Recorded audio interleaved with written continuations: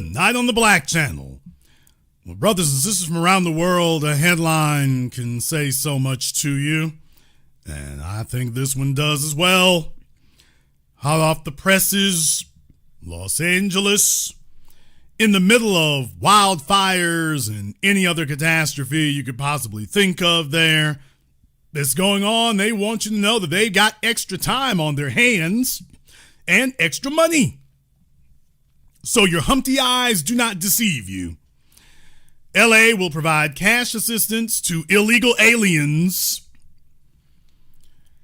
They are going to be giving cash payments to illegal aliens. And I want to read to you the story because there'll be some people who might try to argue, and before you let the ADHD kids sit up here and jump up and say things, folks think they're getting slick now. They think they're getting slick. They think they're getting fancy. So they're trying to find in runs around things. I'm going to read to you here from the article from the LA Times. It's not a very long article, as a matter of fact. It says, Mayor Karen Bass announced a plan Friday to provide direct cash assistance to people who have been affected by the Trump administration's sweeping immigration raids. Nigga, what? The aid will be distributed using cash cards with a, quote, couple $100 on them, which should be available in about a week, Bass said at a news conference.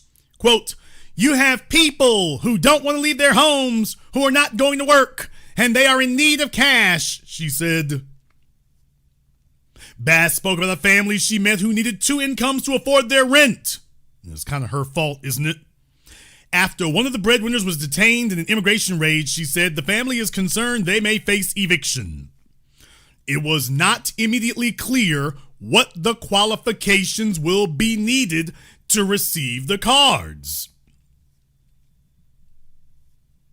Though that sentence is not very well constructed, but anyway, now listen to this next part.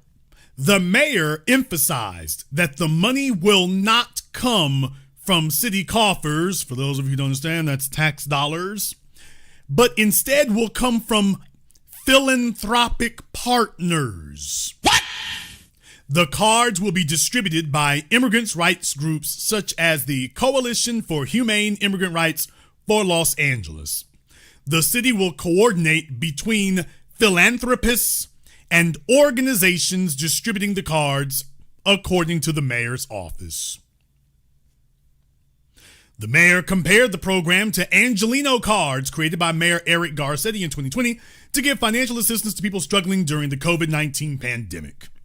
The announcement came during a Bass News conference about an executive order that she signed Friday, directing all city departments to, quote, bolster protocols and training on how to comply with the city's sanctuary policy, which states that city employees and city property may not be used to, quote, investigate, cite, arrest, hold, transfer, or detain any person for the purpose of immigration enforcement except for serious crimes. So I'm going to skip down a little bit, and it says that the cash cards are one of a slew of announcements, including the executive order this week by the mayor in response to the federal immigration crackdown in Los Angeles that has entered its second month. So this is her response. It's the mayor of Los Angeles. Now, I want you to understand something here. If this was coming from, quote, philanthropists, private citizens, why in the world would they need to funnel the money through the LA city government? How does that make any sense? If these are philanthropists who want to help illegals, why do they have to go through the bureaucracy of the LA city government? Why would they do that? That doesn't make sense. I mean, let's just be objective here, regardless about how you feel about the issue. If you wanted to help people in your city, would you go to the city government and say, here, you guys do such a great job with the tax dollars that we give you. You are so effective and so efficient with the tax dollars that we give you. I just thought that you'd be far better than me to distribute these funds. I mean, I could go to the Coalition for Humane Immigrant Rights of Los Angeles and give them the money directly. I could do that, but I think it'd be far better to give it to you. Now, does that make any sense to anybody here listening? Does that make any logical sense to anyone who knows anything about how any government works, that you wouldn't give the money to the folk you want to give it to directly? There's some added benefit to giving it through the city government? Oh, but there is. Well, Jason, what do you mean? She already said what it was. The aid will be distributed using cash cards with a couple of $100 on them. This is similar to a program that the Los Angeles city government already did during COVID. So what they're saying is they want to get cash cards in people's hands. I predict that these so-called cash cards will be refillable. So the first thing they're going to do is say, that's something that a private individual couldn't really do themselves. A private individual could throw some money and throw some cash, but having cards that work, giving people debit cards that work, well, that takes a whole infrastructure. And if you're not a business, well, that takes a whole infrastructure. And what do you know? The city has already got that infrastructure set up. They were doing it for COVID. Now we'll do it for illegals. And what I predict is that they're going to jump up later, and what you're going to find, now they're not going to have a press conference for this part. For the first part, they're going to tell you, oh no, there are just some very generous Christian, even though we hate Christians in California, missionaries who are providing philanthropic funds. And we're going to facilitate the money. No, you're going to facilitate the cards. You're not facilitating the money, you're facilitating the cards. And once they've gotten the cards out there, next thing you know, they're going to start telling you that they're refilling the balances on the cards. That's what comes next. First, we get the cards out there. Next, we refill the balances. So the philanthropists, I strongly suspect, are just a cover so she can hold a press conference and claim, why, it's just the goodness of the hearts of a bunch of rich citizens. Why, and now notice another thing here. She never said, based on what we're reading here, she never said that that was what these so-called philanthropists even wanted. What? Did you notice that? She never said these people gave us money to give to illegals. Who are these philanthropists? How much did they contribute? What did they contribute it for? There needs to be an investigation to find out exactly what's happening. Why would this be going on? What's the purpose? What's the benefit? Why would they do this? I suspect that this is money that was already given, and then Karen Bass and friends are like, well, we can go ahead and use this. Either that or one of their rich friends is doing it so that they can clean up the paper trail. If the city goes straight into tax dollars with it, that muddies up the paper trail. That makes it too plain what's happening. So somebody else throws some dollars out there. And as we covered last week, there are plenty of rich white men out there in California making money off of illegals. So they are now spending money to protect their wealth and interests. Ain't that right, Elon Musk? They're spending money to protect their wealth and interests. So they've gotten together with the city government, and to me it seems very clear that they've gotten together with them for the purposes of putting together this practically a money laundering scheme. So they get cards in the hands of illegals, and then after that they can shift the burden to the city government, who will just so conveniently find thousands, if not millions of dollars to be able to continue giving to the illegals. So you thought you were done with that in New York, in Chicago. You thought that was all over, but it isn't. Direct cash payments, folks. Direct cash payments. Speaking of which, these are not the only ones. Oh, these are not the only ones at all. No. Hang on to your hats, boys and girls. Why, this right here. Oh, folks, the hits just keep on coming. In New York, just here last month, they were announcing $50 million. So just in case you thought that the spigot had been turned off in New York, oh, hell no. You can listen to yourselves as Governor Ho Hochul wants to let you all know what she's got in mind. They're walking out of this courthouse, taken away from their families. They don't have the attention. They don't have the lawyers. And that's why the state of New York is providing $50 million to cover legal services for people who are finding themselves in this situation. New York State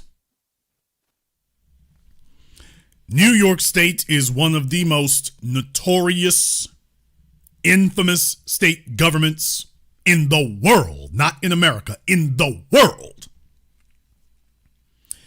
for depriving people, specifically black citizens, of their rights through the court system. Don't have lawyers. Khalif Browder, they hold people. New York State. Donald Trump ain't got a damn thing on New York State. New York State will lock you up for years with no charges. Ain't that right, Khalif Browder? They will keep you in jail with no charges. They can lock you up and hold you for however long they want to. They ain't charge you with nothing. You think somebody like that needs a lawyer? You think someone like that could use a lawyer? When Trump grabs the illegals, they're leaving. They're getting processed. New York State, not so much. In New York State, they sit up here and they can grab you and arrest you, and that's the end of that. And you'll just sit there as long as they want to. Well, she hasn't stepped up to provide funds for folks to have lawyers and legal representation for that. But for illegals, all of a sudden they can pony up folks, tens of millions of dollars out of nowhere. I thought you folks had a budget crunch. I thought that New York State had a budget crisis. I thought that New York State was low on funds. I thought that New York State needed to have some austerity. Every time they tell you that, and then all of a sudden, they can pull out unlimited resources out of nowhere. Somebody in the chat room said the Central Park 5. We'd be sitting here naming names all damn year if we had to name everybody. They've never made it a priority to make sure any of us have had legal representation. Never made that a priority at all. Hey, Kathy Hochul, why don't we have some legal representation to deal with the hate crime bill and to deal with our reparations? And deal with it. How about that? You know, we could use some top-notch lawyers. We could use some top-notch lawyers in New York State to help litigate for all this money that the original biggest slave-owning state in America owes us.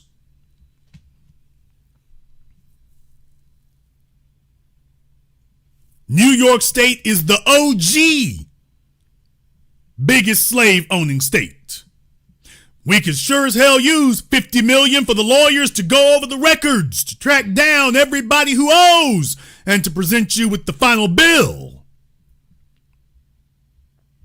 You know, that'd be pretty swanky. Wouldn't cost $50 million either. Wouldn't cost $50 million either. But no, boys and girls, it's not done here just yet. From the centralsquare.com in Illinois prioritizes $3.2 billion for immigrants, illegals. Leaves working families behind. $3.2 billion. $3.2 billion, folks. You heard about New York. You heard about California. Did you know they're doing that in Illinois? $3.2 billion. They're trying to allocate billions for illegals. Not thousands, not millions, not tens of millions. $3.2 billion. Then they will come to the south side. Then they will come to the west side of Chicago and tell you what they ain't got. Then they will come to you on the south side and west side and will tell you what they don't have and what they can't afford and what they can't do. And oh, we ain't got it in the budget. And meanwhile, for folk who are not even supposed to be standing on the soil, they find $3.2 billion. Could it be because the governor of Illinois is a human trafficker himself? Because he employs illegals are central to his family's wealth of the Hyatt hotel chain. So he is practicing human trafficking as a sitting governor. And they are demonstrating to you what the abuses of power look like and what the abuses of power will be.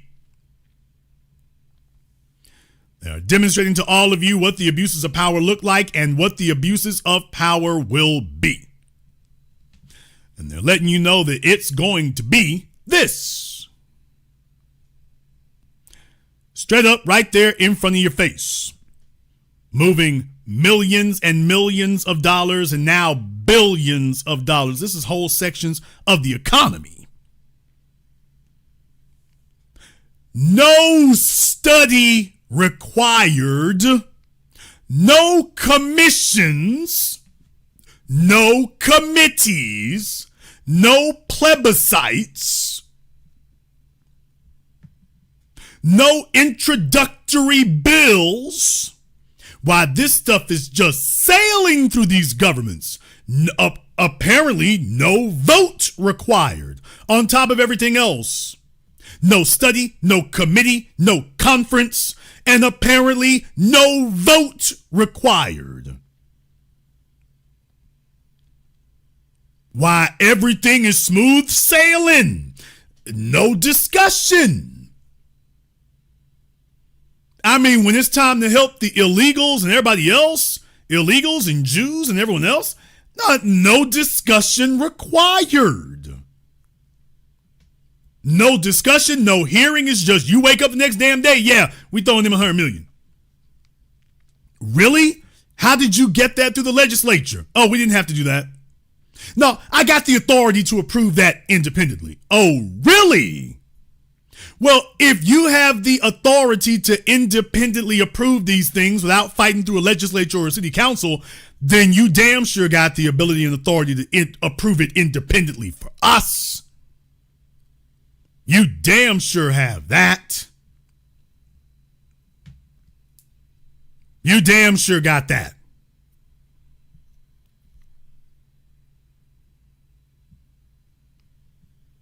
These folks know exactly what they're doing, man. There's no way in the hell you keep looking up and seeing this, and they don't. They know exactly what they're doing. Their job is sitting up here hoping that you are silly enough that you don't see it or that you don't care about it. But it goes a little bit deeper than that. I want to go ahead and take y'all into the realm here so that you can understand. And it might not seem like it at first, but it actually does dovetail off of and connect to things like the Epstein list.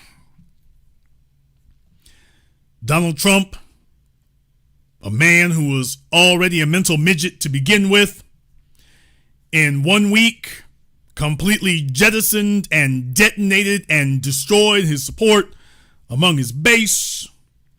He's talking about amnesty for illegals if you work for his white friends on the farm. talking about amnesty for illegals, talking about Jeffrey Epstein wasn't no murder, and there is no client list. What? Damn! Came out after all these years of saying that there was a client list, after Pam Bondi saying that she was looking at the client list. They now got up and said, yeah, ain't no MIBs. Ain't no MIBs. Ain't no client list. How could they be so brazen? How could they be so bold? How could they be so shameless? I'll explain to you why. The reason is because the people who really pull the strings are not running for office. They are not elected officials. They're not running an elected campaign. They're the ones who finance and pay for things. So you see, when it's time to do their bidding, you gonna get the phone call. You gonna get the phone call from the man who's gonna let you know this is what you're gonna do next. And you will sit there with your lip trembling and with your eyebrows furrowed. And you are going to sit there and say, but boss, if I do this, it's the end of my political career. I'm done for. To which they will say, not my problem. I can tell you what will happen if you continue pursuing this. So I don't know what'll happen if you go forward. I don't know what will happen if you say what I'm telling you to say, but I do know what will happen if you don't. I don't care about political aspirations. I don't care about your reelection prospects. You better walk out there and tell these folks what we told you. Ain't no list. Yeah, all that list stuff ain't no list. Well, boss, but you told me we was gonna see about. Yeah, we rethought that. We were gonna go find one or two people to hang out to dry, but what we realized was that if anybody goes down, it's gonna fall down on everybody. So we've had a new thought coming. Ain't no list. There is no list. There are no names. All those airplanes that Jeffrey Epstein was flying out to his island and all the girls who said that he was flying them out. Yeah, he wasn't flying them out for anybody. Yeah, there was no client list. There were no clients. People, that's the problem with a client list. If you say that there is no client list, then what you are saying is there are no clients.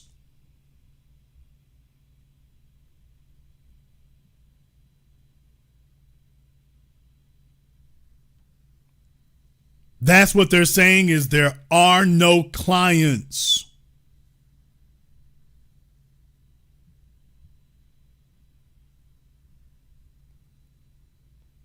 Ain't no clients. Ghislaine Maxwell is currently cooling her heels in federal prison. Hey, Ghislaine, Donald Trump's Justice Department just said that you're in prison for trafficking girls to no clients. What?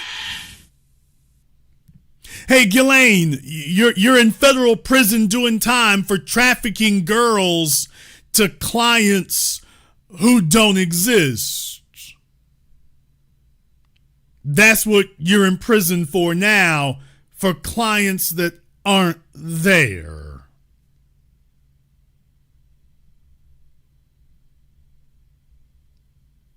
Yeah, I want y'all to think that over for a few moments. I want you to think that over for a few moments.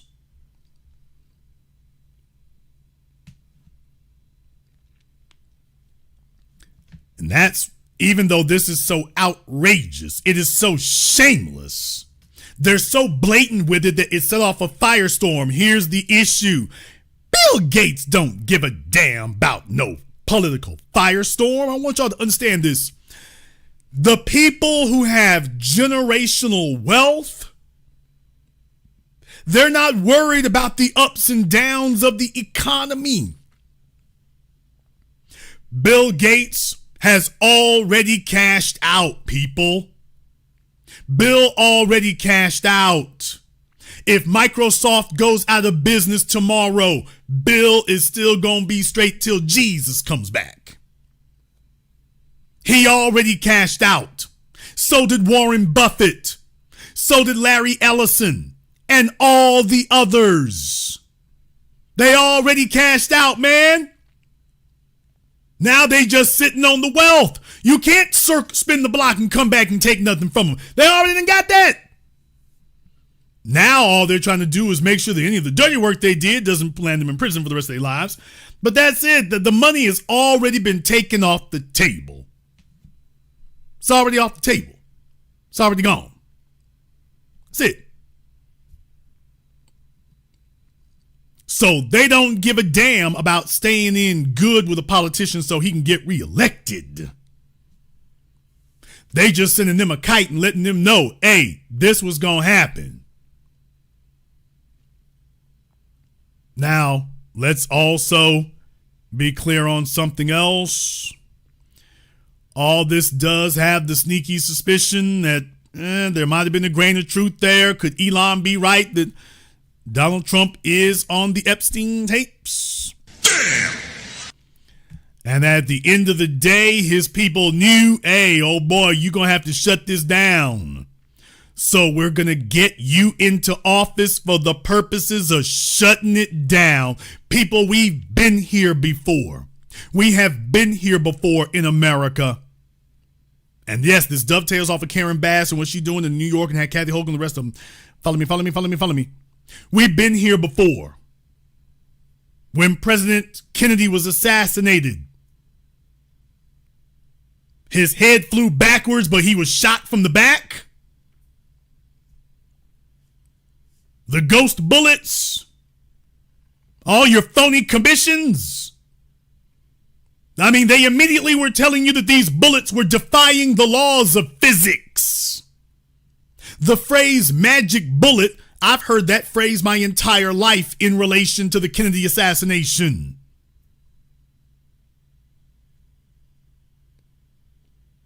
Heard it my whole life. And they understand that if you are going to stop people from looking into things, you got to have a fall guy. Kennedy is murdered. Lee Harvey Oswald is the fall guy. Got to make sure he don't talk. So Jack Ruby is sent in to make sure dead men tell no tales. If he did know something, we going to make sure he don't tell anybody else. All of it tied up in a neat, nice little bow. And that's the end of that. And the American public knows something is wrong. They know it. They just can't prove it. Or at least they can prove it, but what you gonna do about it? Dr. King, allegedly killed by James Earl Ray. Ain't no FBI prints on that, CIA, none of them. They were just following him around, and according to their own people, while they were trying to get all kinds of dirt on Dr. King, allegedly. So you can't say that they didn't have a vested interest in attacking Dr. King, but when he gets assassinated, it ain't nothing to do with us.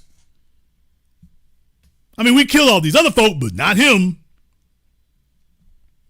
Malcolm X. Remember, with Dr. King, they grabbed James Earl Ray. Hey, look, we found the lone wolf. Here he is, right here. He's sitting right here, just like Lee Harvey Oswald. We got him right here. Malcolm X.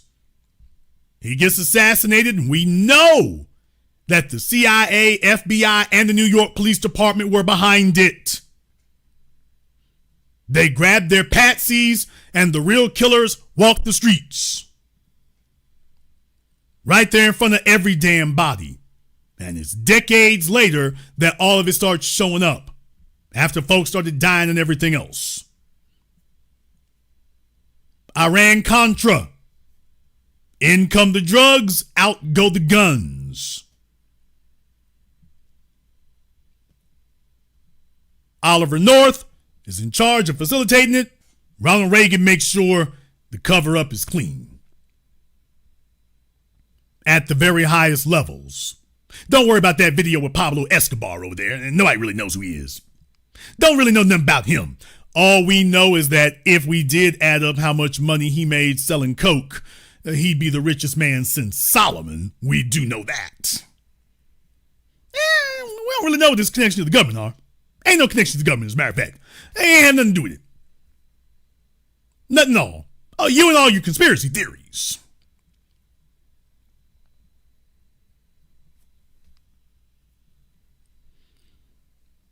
"9/11. Oh, we going there with it. 2001. Folks is moving around all kinds of strange. People are taking out insurance policies, all kinds of weird, just at just the right time. Buildings are falling that defy the laws of engineering. The Bin Laden's family and the Saudis and whatnot, they grounded. For those of us who were there, we remember that this was the single most scandalous part of 9/11. Not the buildings coming down, but when they moved Bin Laden's family and folk out the U.S., remember, they grounded every plane in America. Folks, we are beyond the Matrix. We are beyond Dark City. For those of us who were there, remember, they grounded every plane in America. Remember, all air traffic was grounded, except for the planes that the Saudis and Bin Laden's family were put on. Why, they were allowed to take an international flight out of the country, and I'm talking about while the buildings were still on fire and rubble on the ground. For those of us who were there 25 years ago, we all remember seeing that. You've never had CNN, ABC, CBS, or anybody else do an in-depth investigation of that. Michael Moore was the only one who tried to do one with his documentary, and then they shut him down after that. Yeah, here's your Oscar, now carry your ass. And meanwhile, you've grounded all the air traffic in America for a couple of days. But there's one airplane that is in the air right now. All the others are grounded, but one flight has been given authorization to leave. They did that right there in front of God and the whole world. And Dick Cheney and George W. Bush are still walking around on the golf course to this very day. You want to know why Vladimir Putin and Xi Jinping don't want to hear a damn word from America about atrocities and war crimes? And they're like, I'll be damned, there's George W. Bush and Dick Cheney right there. At least over here in China, we do our dirt in the open.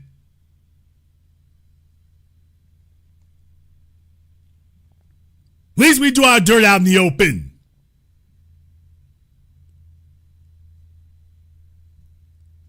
But the folks who are behind this, y'all, do you think the Saudis give a damn about George W. Bush getting reelected? Hey, bruh, we up out of here. Ain't nobody questioning us. Ain't nobody talking to us. We'll cut off all the damn oil on earth. We getting up out of here. Well, that would look real bad. We don't give a damn how it looks. That's a you problem, not a us problem. Our problem is getting the hell on up out of here. We gone. No matter how it looks to you.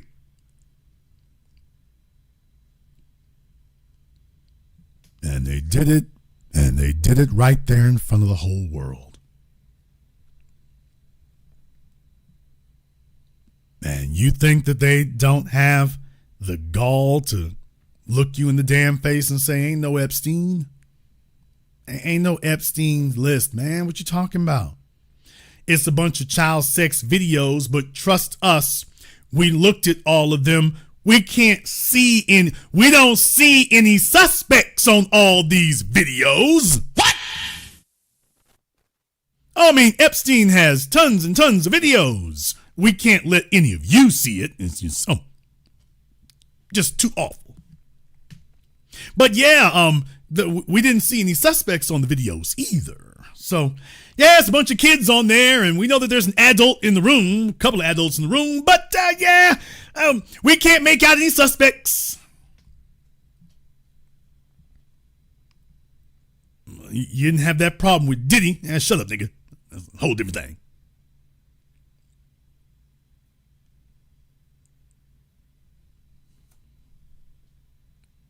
So the people who really pulled the strings and the generational wealth, when you talk about the Rothschilds and the Bilderbergs and folk like that, man, don't you understand? They don't have to actually actively invest anymore. They're coasting off the money that they got. And they are not worried about elections, nor are they worried about re-elections. They are simply worried about avoiding any and all consequences for the actions that they take.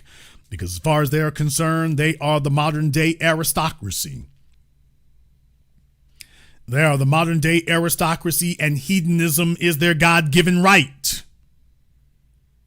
The world is their whorehouse. That is their God-given right. And if they grab one of your daughters or one of your sons and have their way with them, that is the divine right of kings. Ain't that right, Prince Andrew? What? If they grab you or one of your sons or one of your daughters, they walk off into the bathroom with one of your 10-year-old daughters and have their way, that is the divine right of kings. That is who we are. We can do whatever we want to do. What good is having all of this tremendous wealth if we do not have the ability to exercise it? We will not be prisoners on a planet that we control. And so if you all ever did get together as a group, you're going to go try to walk off through the system. And this is what will happen if you walk off through the system. This is what will occur. This is what will occur. Right here. Right here. They're letting you know that, by the way, we control the system. What did Mace Windu say in Star Wars? He controls the Senate and the presidency. He controls the Senate and the government, man. They run the damn thing. The folks you're looking to go arrest, you got to go get them for it.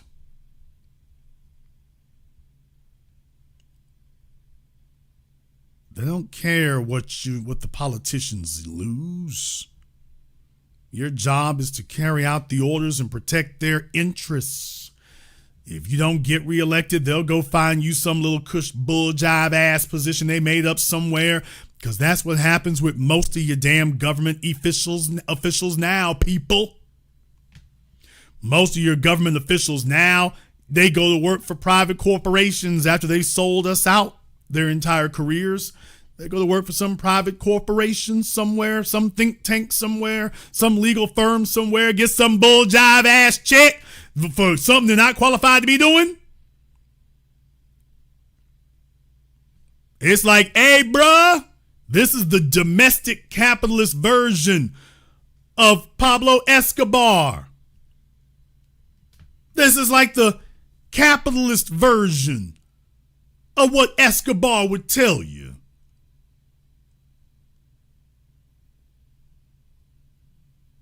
Oh, man, I don't know if I can get away with saying this on YouTube. I don't know if I can get away with saying it here.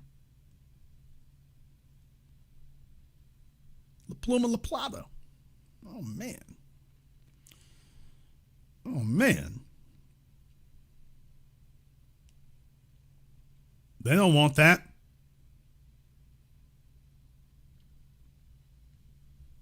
Y'all remember what Escobar would tell him? Hey, bruh, we're going to make this deal.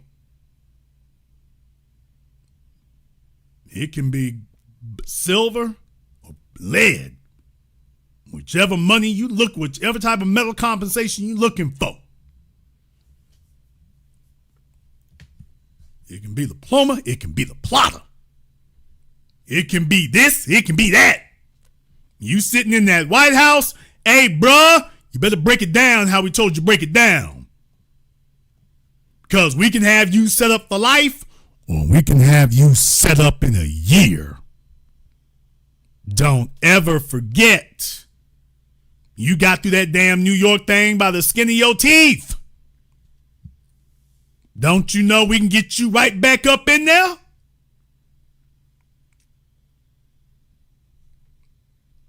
I recommend people, they only elevate the folks in politics that they already got the dirt on. They don't want no squeaky clean person. They ain't got nothing on you. See, if something happened, they just gotta go take you out. And that gets messy after a little bit. It's too damn obvious. They need folks that they already got the goods on, and so yanking the leash on them comes easier. But just in case you got any thoughts about not towing the company line, just understand that.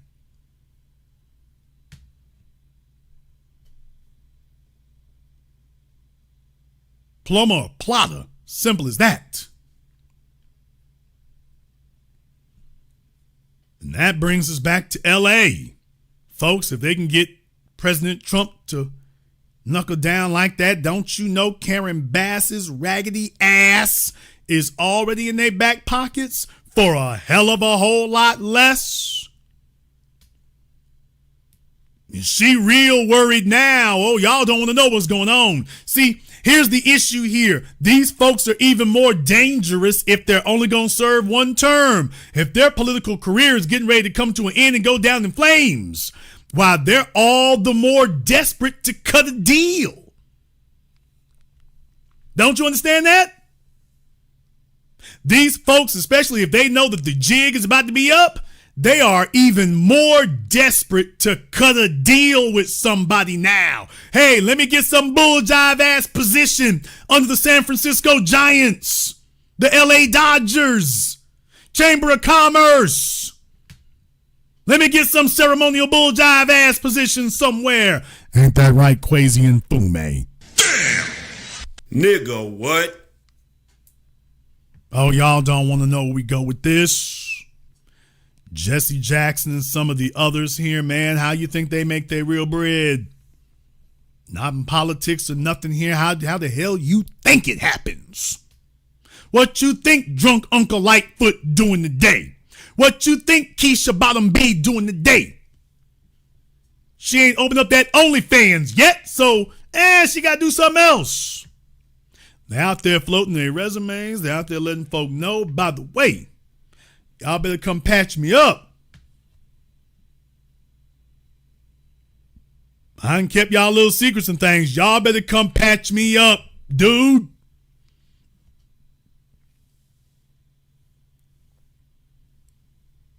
I took care of that last little bit of business for you there. Y'all need to come patch this up.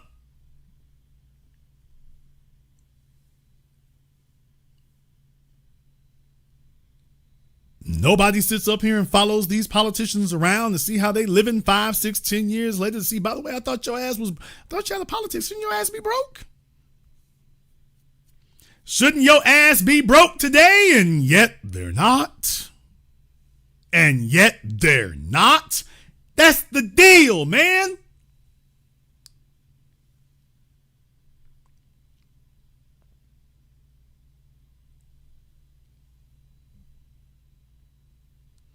They had Representative George Santos on Tucker Carlson earlier this week, and he was sitting up there talking. A lot of times you can't believe a lot of the stuff that he says.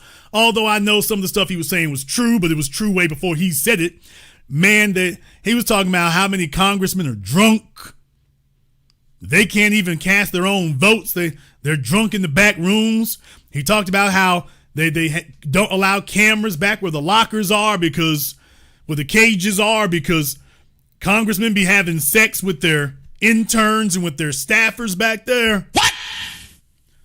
He said he asked about that, and they told him, "Oh, we can't put cameras back there. We don't put cameras back." He was like, "Yeah, well, I heard about it. Oh, those are unsubstantiated rumors. That's great. So let's put some cameras back there." Yeah, we ain't doing that. We ain't doing that. Nancy Mace, I would like to christen her the biggest hoe in Congress, but competition is stiff. So I don't know if I can give her the crown, because I know that competition is stiff. But Nancy Mace, she is just flagrant with it. She is looking for some 10-figure dude somewhere. Oh, she like, damn millions. I need somebody with billions. She wants somebody with 9 or 10 figures to come sashaying through the door. She's already letting everybody know she up and down for the freak off. She can't understand what's taking you. She let everybody know that she's down for the freak off, and all she could get was Michael Eric Dyson. Oh, please. Ain't that a mess? She went off and had all that damn plastic surgery and get these implants, and she trying to get a Silicon Valley Titan, and all she could pull was Michael Eric Dyson. That's the only one throwing in his bid.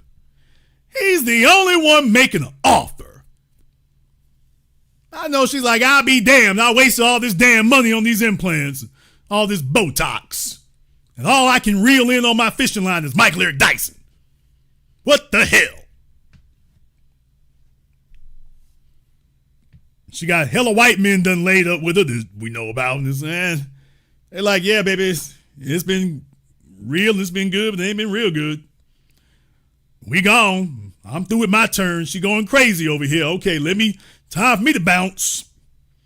When Nancy May start throwing shade at you on social media, it's time to bounce. It's time to go. When Nancy May start making veiled comments and veiled threats on social media, time to leave. Oh, time to block her, remove her from social media and block her right quick. Time to do that. Time to do that. She's starting to spaz out. It's time to go. Let the next fella have his turn. Time to be out. So just understand that's what's going. You think she ain't bought off? So are you telling me you don't think she's bought off? You don't think somebody got a receipt for her ass?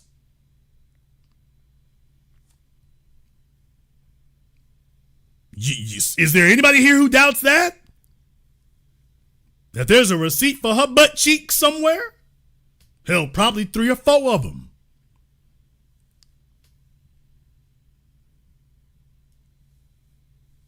So if you want to know why it is that you can see this stuff happening so blatantly with Uncle Drunk Lightfoot and Brandon Johnson and Karen Bass and Kathy Hochul, man, don't y'all understand? This is what generational wealth buys. They buy and sell people. Jason, I'm not so sure I believe you. Okay, let me go ahead and take it a little bit further here. Show me what any of these people accomplished outside of politics. Now, whether you like him or whether you don't is immaterial. We know what Elon Musk has accomplished outside of politics. Yeah, got a lot of government money from the government. Understood, absolutely. But the bottom line is he's got accomplishments outside the government. What's Karen Bass's accomplishment outside the government? If she didn't get elected as mayor or representative, tell me, what would she be in demand to do? What corporation, company, institution, organization would say, you know what? We got Tim Cook over here, but I really wish we had Karen Bass. Nigga, please. Tell me one place that says, I know we got Tim Cook, but dog, I really wish we had Karen Bass. That's who we really need. Man, we would be legit if we could get Karen Bass over here. Lori Lightfoot. Tell me, folks, if these are eminently qualified and eminently resourceful people, if they got skill sets to transcend politics, then you should be able to very easily show me where they are in demand outside of politics. Condoleezza Rice. Talking about becoming the commissioner of baseball. Can y'all imagine how many tricks she turned back in the day when she was younger, little Miss Brown Sugar? Damn! Oh, please. Oh, I said that. Condoleezza Rice, one day somebody gonna flip. Someday somebody gonna flip and let it all come out. One day, George W. Bush's folk or whatever, they gonna let it slip. All they had you doing. You want to talk about the Epstein files? Condoleezza Rice is somewhere hoping that the Rice files don't drop. Y'all thought Cassie was strung out. Can y'all imagine what the Bushes were doing? Oh, you thought Cassie was in bad shape. Can you imagine what the Bushes had Condoleezza Rice doing? Can you imagine?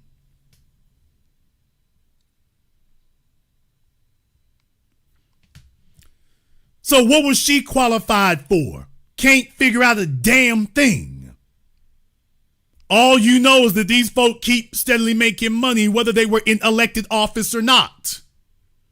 So what is it that makes her so damn valuable? Nobody in the private sector can tell you what it is. Nobody in the private sector can tell you what that is. So what's the justification? I need you all to understand that politicians are chosen by insiders, man. Politicians are selected, not elected. They're selected by insiders. They find somebody, they make sure that they got some dirt on them behind the scenes, but it's not really high profile, so that we can make sure that every time we need to yank that chain on you, we can. They find people who got habits. What? Oh, that's real talk. Why they prefer people with habits. They want people who are drunks, people who are drug addicts, people who are petty schemers, check frauds, skirt chasers. They want folk who are already dirtied up enough so that they know anytime they want to do the takedown, they can do it.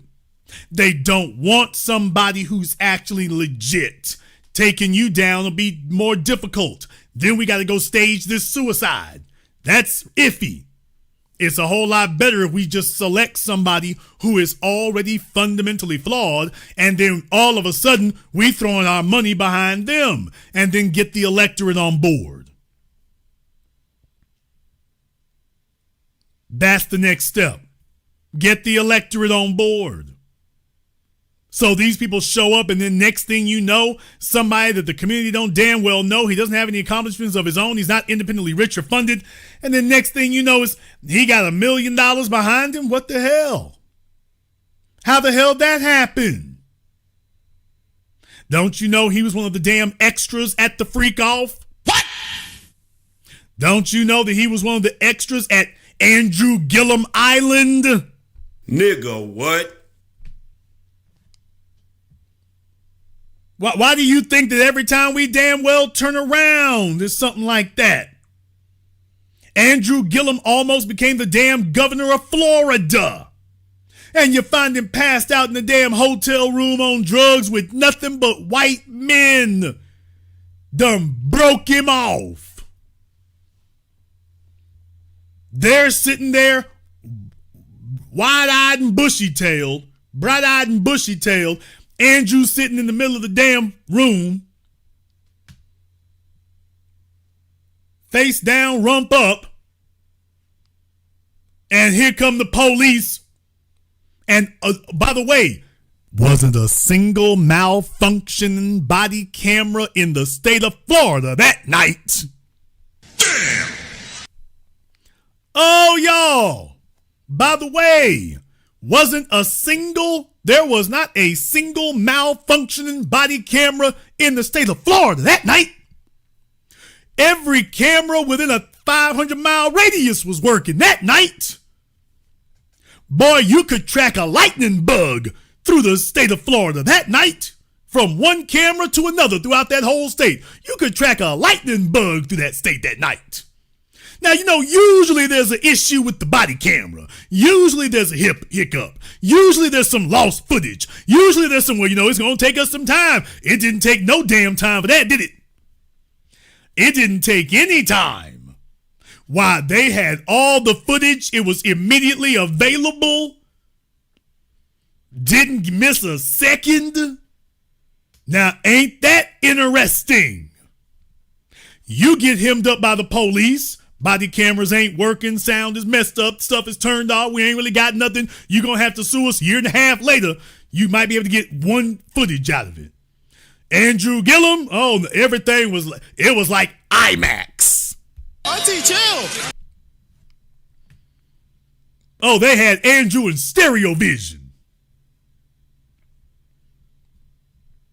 360 degrees. Like the Dome in Las Vegas. You think that's accidental? You think that's accidental? No, those are the folks they choose. So when these people decide to make a move, they don't give a damn how bad it looks. They don't give a damn how bad it looks. If we say you here to protect our interests, heifer, we don't give a damn how bad it looks. You better get your ass out there and say something. But the electorate, you better stop worrying about the electorate and worry about us over here. We're the ones put you where you at. We can move that. And we can do a whole lot more to you than stop you from getting reelected. We can do a whole lot worse. So I suggest you take another one of them stiff drinks. Don't worry, Kamala got a whole wine cellar full of it if you need some of hers. And walk your ass on out there and you gonna say it like this. Don't you worry about your little political career. We'll take care of everything after that. But yeah, your political career isn't worth anything if you don't follow up on what we told you. You gonna do this.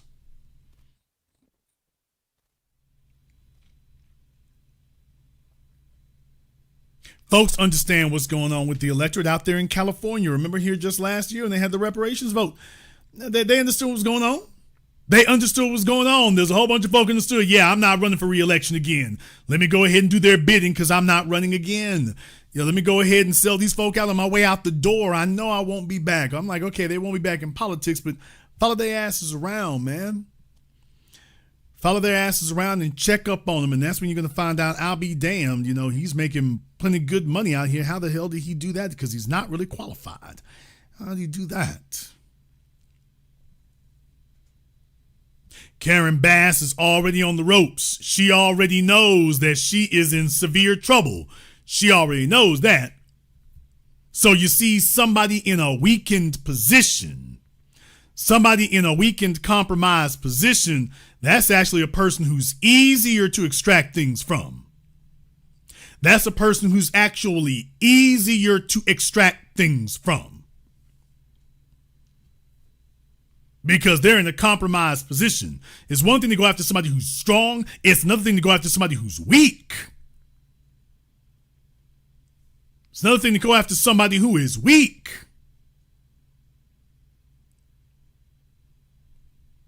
You got them right where the hell you need them. They can't do nothing but roll with the damn program. Take a look at Eric Adams. That indictment came down for Eric Adams. And that was it. He was ready to crash all the damn way out. He looking for a sponsor. He looking for somebody to come help. That was all it took.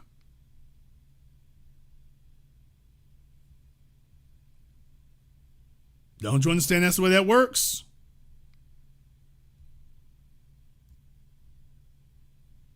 Don't you understand that's the way that works?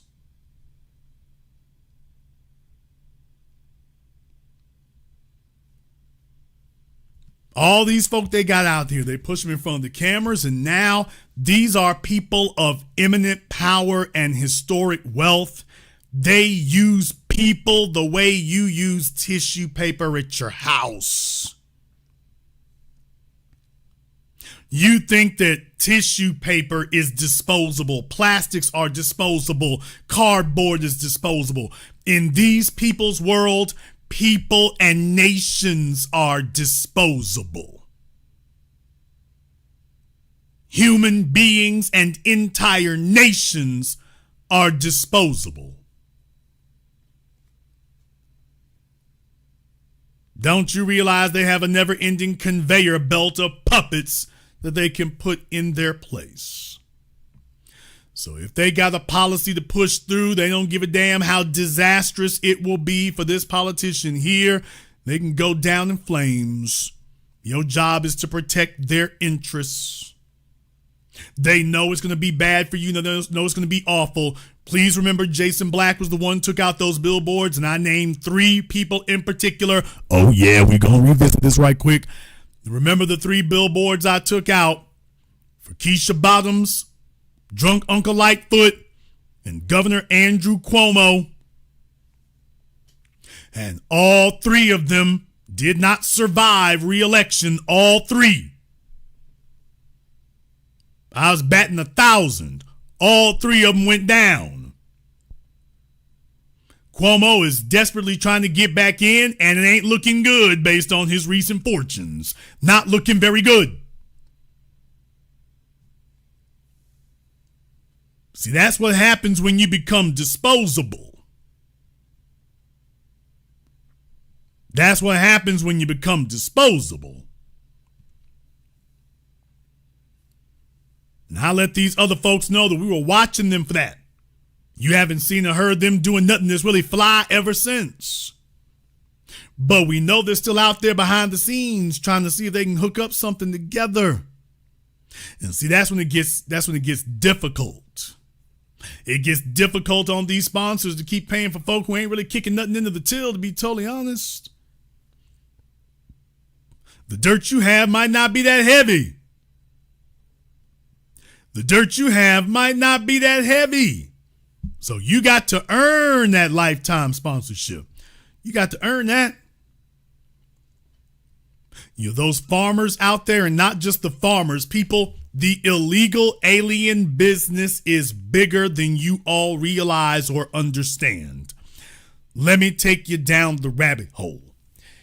We talk about the white farmers, the white farmers, the white farmers. That's not the proper term to use, though, in its greater context.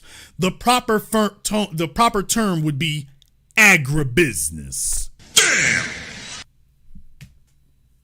The proper term would be agribusiness. So now you're up against Monsanto and Arthur Daniels Midland and a bunch of other entities out there. ConAgra.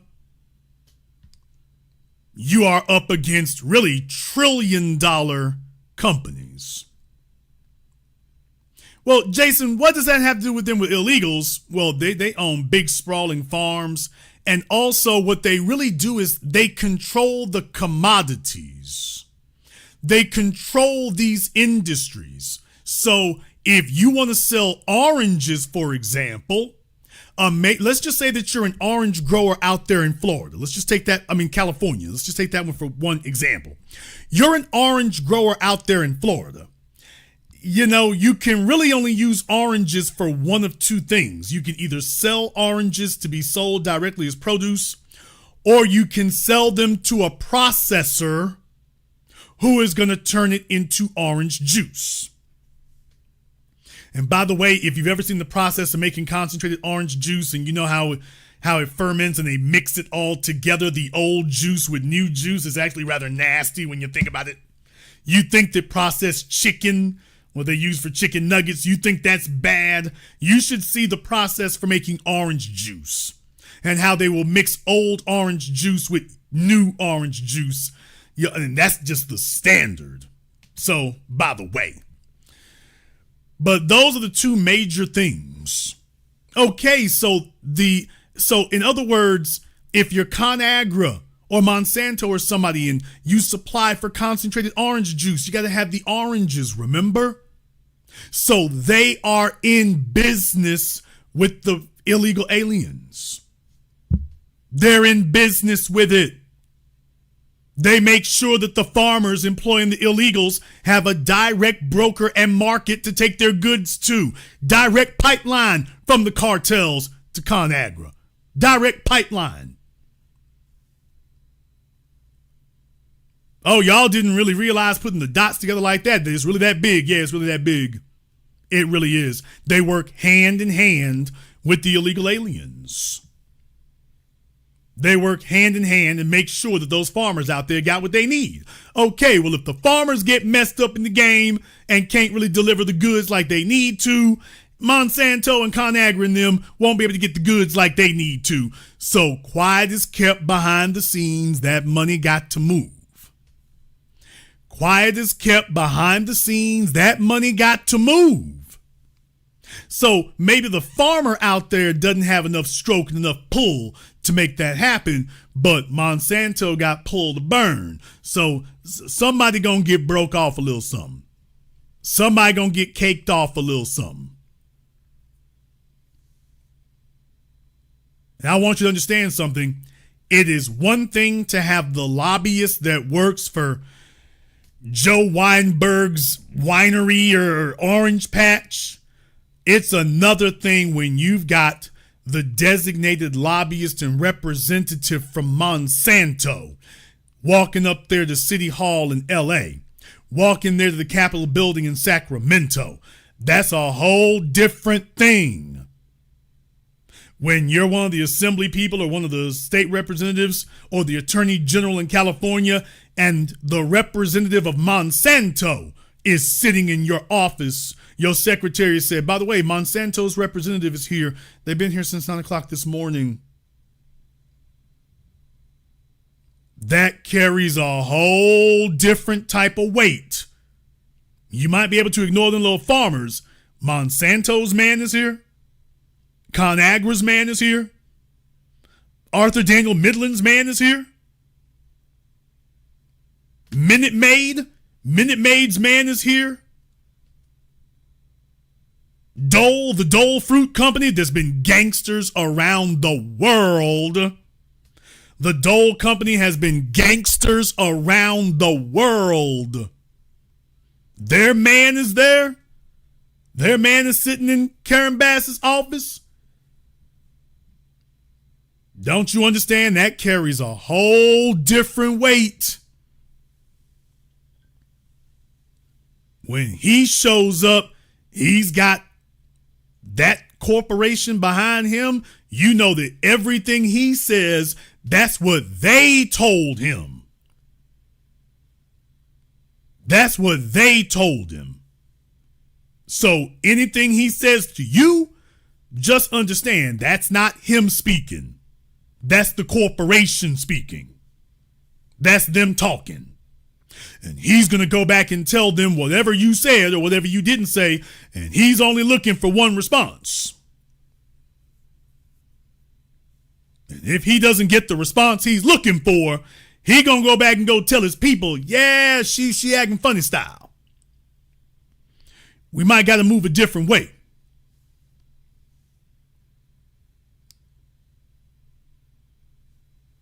That's what we're dealing with. So they're like, hey, things is going kind of funny here. Let's go ahead and break off some money right quick and keep everybody where they need to be. Tell them calm down with all that. Calm down with all that. Because we're looking at the future. Please understand, this is warfare, people. This is warfare. All of you should be mature enough now to recognize and understand that when you see so-called chaos, it isn't actually chaos. It's confusion. It's meant to have a bunch of things happening all at once, a bunch of calamity, a bunch of racket, a bunch of noise, sound and fury signifying nothing, all meant to confuse you. We're bringing in the National Guard. Here come the Marines, folks out there in the streets. They're burning stuff. People are handing out debit cards, and it's all kinds of mess going on, and you're not supposed to know which way anything is going. And somewhere in that maelstrom, somewhere in that hurricane, somewhere in that superstorm, there are just one or two things that are being done. You got your eye on the 50 or 60 things that are happening, but in reality, the 50 or 60 are meant to conceal the one or two things that they're trying to do. That without enough calamity and enough distraction, you would recognize it. So they want to keep all this other stuff going on so you don't see the one or two things, just the one or two things. They don't need all those other 50, 60. The other 50, 60 are there to conceal the one or two. Because those will be the things that stick. When the protesters get out of the streets and the other folks out there mess, look for the things that stick around. Look for the things that stick around. That's how you know the one or two things that was their priority and everything else was the smoke screen. When they get those things through, when they start enacting those things, then they hit you with some more chaos to confuse you, to get your mind off of what they've already done. That's the purpose of it.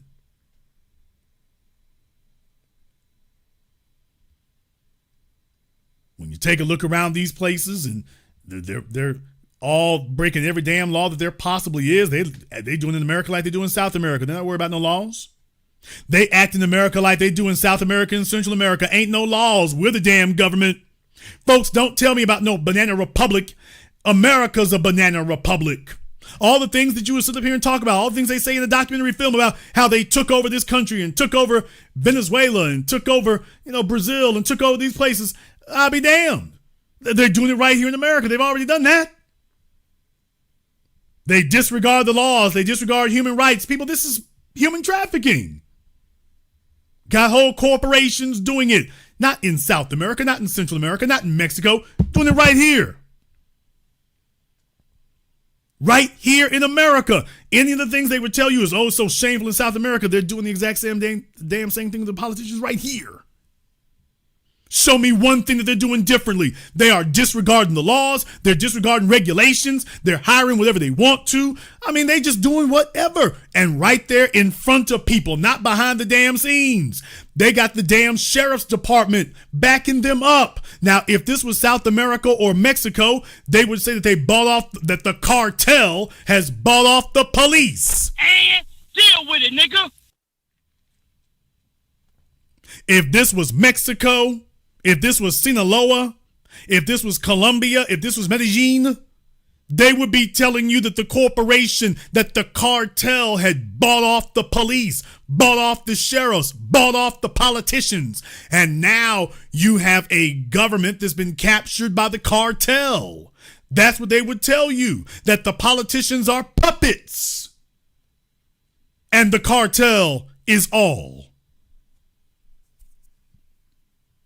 The politicians are the puppets and the cartel runs the country. The cartel makes the rules and the cartel runs the nation. Now, that's what they would be telling you if this was happening in Central America or South America. It's happening in North America and they're telling you, oh, well, isn't it a shame? Oh, well, tisk tisk.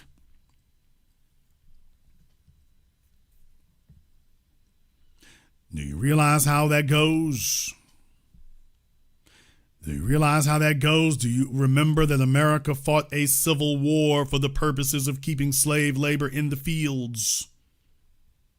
Because the truth of the matter is that machines have to be built, so machines have a fixed cost. Humans, you can take their cost of labor down to zero and actually down to sub-zero. What? That's the brutal truth that nobody wants to tell, folks.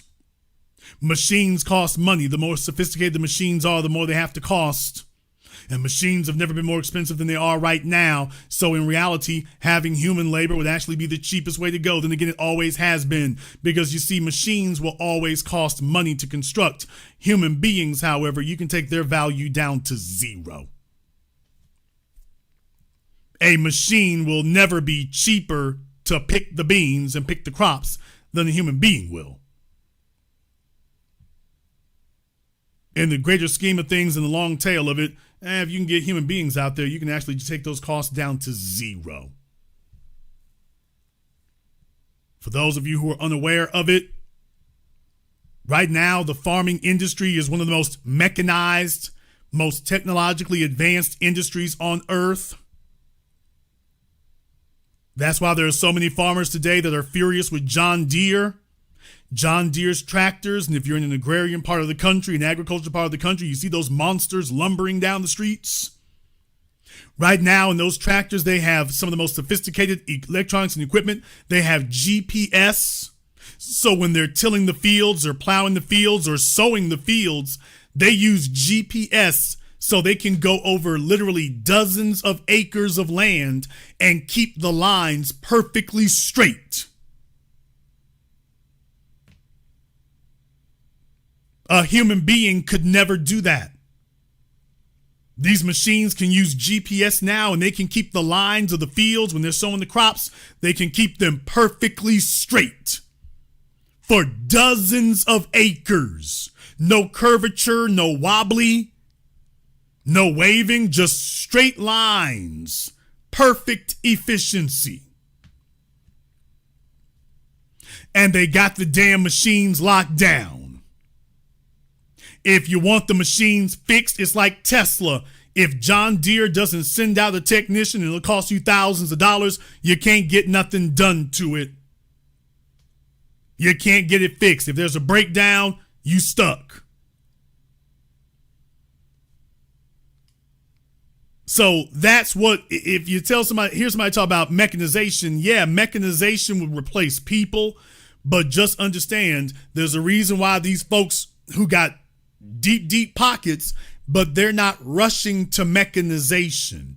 If mechanization was truly cheaper, then why aren't they already rushing to it? You spent your whole damn life hearing people say that they want to replace people with robots. They want to replace people with machines. They want to replace people with AI. And yet in the agriculture industry, you don't see a rush to do that. Take your head out of the sand for a few moments. If those were true statements, if they were accurate statements, then wouldn't something as basic as the agriculture industry already have been dominated by machines and AI if you could actually do it? But the cost is actually much higher with the machines. Just like your car, your modern car is way more expensive than the car from the 70s. So at the end of the day, somebody with a horse and buggy or a rickshaw is still gonna be cheaper than your super advanced Peterbilt. Yeah, the Peterbilt might get there sooner and faster and whatnot, but it'll cost you more.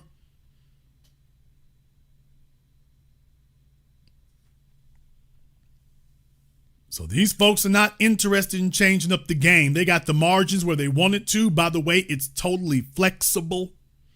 It is totally and completely flexible, something that you can't do with a machine. When you buy a machine, and these are machines that cost hundreds of thousands of dollars. If you've seen a plow, you've seen a reaper. These machines cost hundreds of thousands of dollars. Not thousands, hundreds of thousands. You start paying for those, you got to keep paying for them. For people, they call the coyote. They use the folk when they need them. They send them home. That's it. And they're done. No maintenance costs, no repair costs. If you have a good crop this year, you use them. If the crop lean this year, you don't. You don't have to warehouse all this expensive gear. You don't have to maintain it or anything. Just use it when you need it. When you're dealing with human beings, you can take them and use them when you want to. When you're done, dispose of them. Don't you understand these folks in their back pockets letting them know this is what the deal gonna be? Need to make sure you protect our damn interests. And our interests right now, go ahead and slide them a few cards. Go ahead and tell them to calm down and make sure that we're setting up this system, because we don't want to discourage all the others. You want people to feel like it's safe for them to come on back up here when we need them to. So we can't really discourage too much. We need to pull back on some of that labor right now, but we don't want to be scared to come back when it's time to go ahead and do this thing. When it's time to go ahead and do that.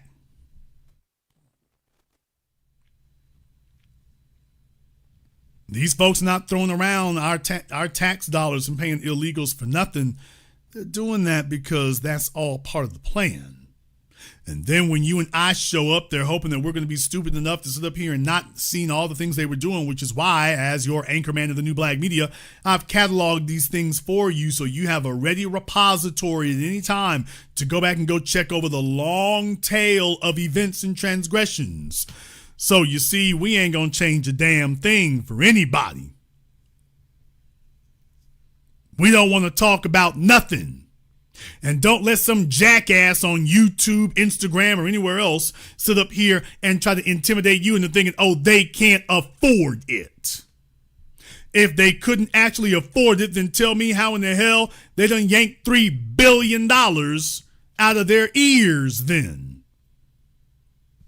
So if you're one of the slow bus kids and you just believe all that mess, okay, that's you. For everybody else with some sense, that's going to be different. However, you might disagree. Therefore, the link to the Zoom is now open and available. You are more than welcome to go ahead and punch in and give us a call there. In the meantime, I want to thank everyone who has contributed to tonight's program on PayPal, Super Chat, Venmo. Shout out here to Nancy King, cut the check, cash payments, tangibles. Shout out to Ray the King, no study, no commission, no benign neglect for illegal aliens. FBAs are the most marginalized group in America, yet illegal aliens get direct cash payments, free housing, affordable housing, credit cards, EBT. Question, where's Ed Blum at? Ed Blum is playing his position. Just take a look at the folks who don't get any help, don't get any change, and you can clearly see who is being targeted. If this was about non-white people, you would not see just one group being consistently targeted no matter what occurs. Everybody can always agree on who they're going after, and the results for those people remain consistent. Well, there you go. That's who they're going after. That's who all of this is about. Take a look at the group that's being targeted, and those are the ones that this is all really about. This is about getting them. This is about marginalizing them, because they are the only wild card to the wealth cycle. They're the only ones with a legitimate claim, legitimate grievance, and the juice to actually get it done. That, yeah, you better lock it down as much as you can, because you never know when the ride's going to come to an end. So take a look at who's being consistently targeted, and you will then see who they're doing all this for. We're going to go ahead and take a very brief commercial, non-commercial break. When we come back, we'll take your calls and more. This is the Black Channel. Be the teacher, knowledge on the block. Got the kids learning, minds open like a lock. Books and skills from the east to the west. Bringing education, yeah, we're simply the best. Classes on fire, brains burning with desire. Innovation driving like a tire through the mire. Math, science, history, we got the whole range. Kids hitting new heights, teachers making a change. Used to be the teacher, stacking up the grades. Future bright shining, no need for no shades. Got the youth thriving, moving up the ladder. Smart and sharp, brains growing fatter. Lessons so lit, yeah, they stay in a blaze. Every mind sharp like a sword in the haze. Mr. B in the house breaking knowledge chains. Education kingpin, we repping the gains. Listen, be the teacher.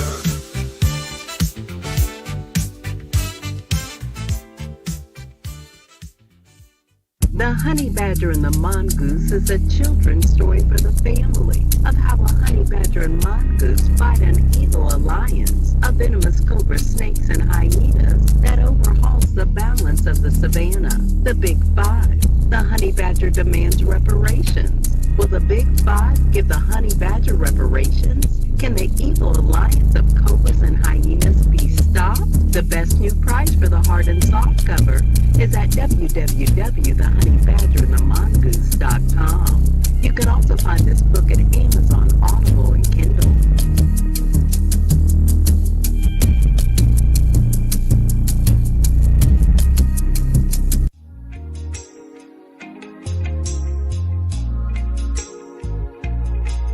Order yours today to experience all the benefits of Ash Kickin' Body Butter.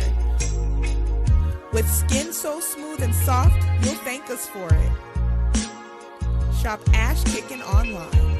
That's ASHKICKIN.com.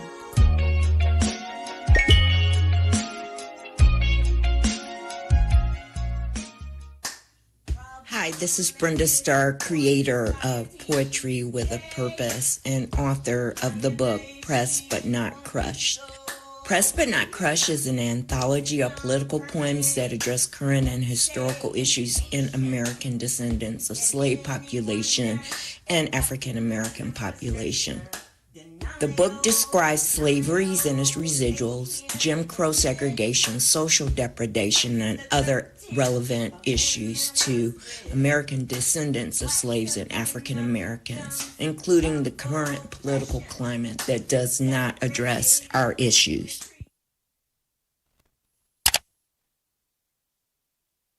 This is the Black Channel. I am your host, your brother, your humble servant, the Black Authority. Very glad to be with you all here this evening. And the lines to the Zoom are now open. Pinned at the top of the chat room there. So if you're listening live, you can go ahead, sit back, smile, and dial. Go ahead and check in and click in, and you can join us here. We're reminding people, and let me go ahead and remind you all one more time about why we're doing this. 2026 is coming. 2026 is coming. I want you all to be aware of exactly what's happening. The whole reason why Joe Biden went down in flames is because from 2020 forward, we were a steady, consistent drumbeat that never allowed him to change the subject, never allowed them to pull the damn trick bag. And when 2024 rolled around, everyone remembered why they didn't like him. He couldn't claim that he had done anything. Furthermore, I already had told everybody what they were going to say, remember? I had told everybody when he shows up in 2024, he's going to tell you what he did for black people is Ketanji Brown Jackson, Juneteenth, and student loans. He's going to tell you that that's what they did for black people. Black folks, you wanted real results? We got Ketanji Brown Jackson, probably the most inept individual to be on the Supreme Court since Roger Taney. Oh, and here's Juneteenth and student loans. And remember, you all were saying, Jason, no, they're not going to say that. That's too shallow. That's too shallow. That's too empty. It's not significant enough. They are not going to try to hang their hats on that. 2024 rolled around, and what the hell did they tell you? Ketanji Brown Jackson, Juneteenth, student loans, Biden-Harris, vote for us.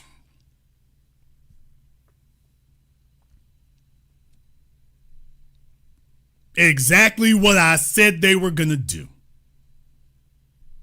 My job was to predict it as far in advance as I could so that when I was beating that drum for 4 years, anybody who wanted to argue with me would be up against an insurmountable obstacle because you would have to explain how it is that I've been calling it for 4 years straight to say this is the same old trick bag.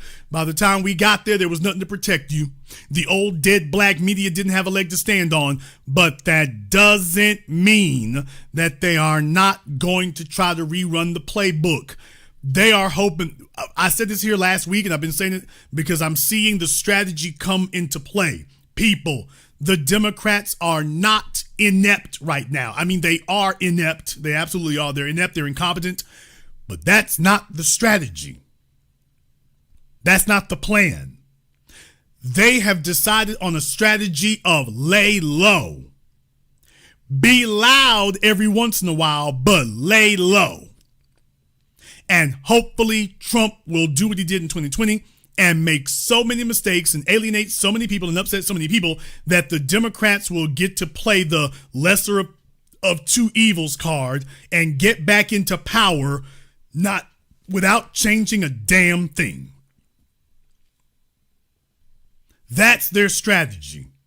That hopefully Trump becomes so unacceptable that the Democrats get voted back in by default, and so they'll get voted back in without promising a damn thing and without changing anything. So the strategy for them is lay low. Lay low means don't promise anything. Just run against Trump next year, but don't promise anything. And just tell folks, well, we're not Trump. Vote for us. We're not Trump. Well, what are you offering? We're offering you an end to the chaos that is Donald Trump. Okay, and to return to the chaos that is you? So that's the strategy, people. The Democrat strategy is just lay low, hope that Trump messes up so badly that he becomes unacceptable, and the Democrats will get voted back in by default without changing anything. That's their plan right now. Well, vote for us. At least we're not Trump. At least we're not him. Let me go ahead and jump over here on the Zoom. What am I at here, by the way? What did I do? There it is. By the way, the Zoom link, let me go ahead and pin that to the top of the chat room. All right, we went ahead and pinned the Zoom link to the top of the chat room. So if you want to go ahead and punch in, you can do that. Let me go ahead. You'll go ahead and jump over here on Zoom. Please remember, if you're on Zoom, nobody else is going to see you on the internet, but just make sure we don't have any trolling issues. Just make sure you have your camera and your microphone turned on, just to make sure we don't have any trolling issues. Nobody on the internet is going to see you, but just make sure we don't have any trolling issues. All right, we're here on Zoom. Mr. Q, what is on your mind? All right, we're here on Zoom. Okay, turn off your speakers, sir. Yes, sir. I just wanted to say, I'm hearing double talk. Maybe I should turn my TV down. Yes, sir. That's you. You need to turn your YouTube off, sir. Otherwise, it's just going to echo. Yes, sir. Yeah, this is Janae Quinney. I'm a community intervention worker in South Central Los Angeles. I just wanted to tap in because we are like literally in the middle of everything it is.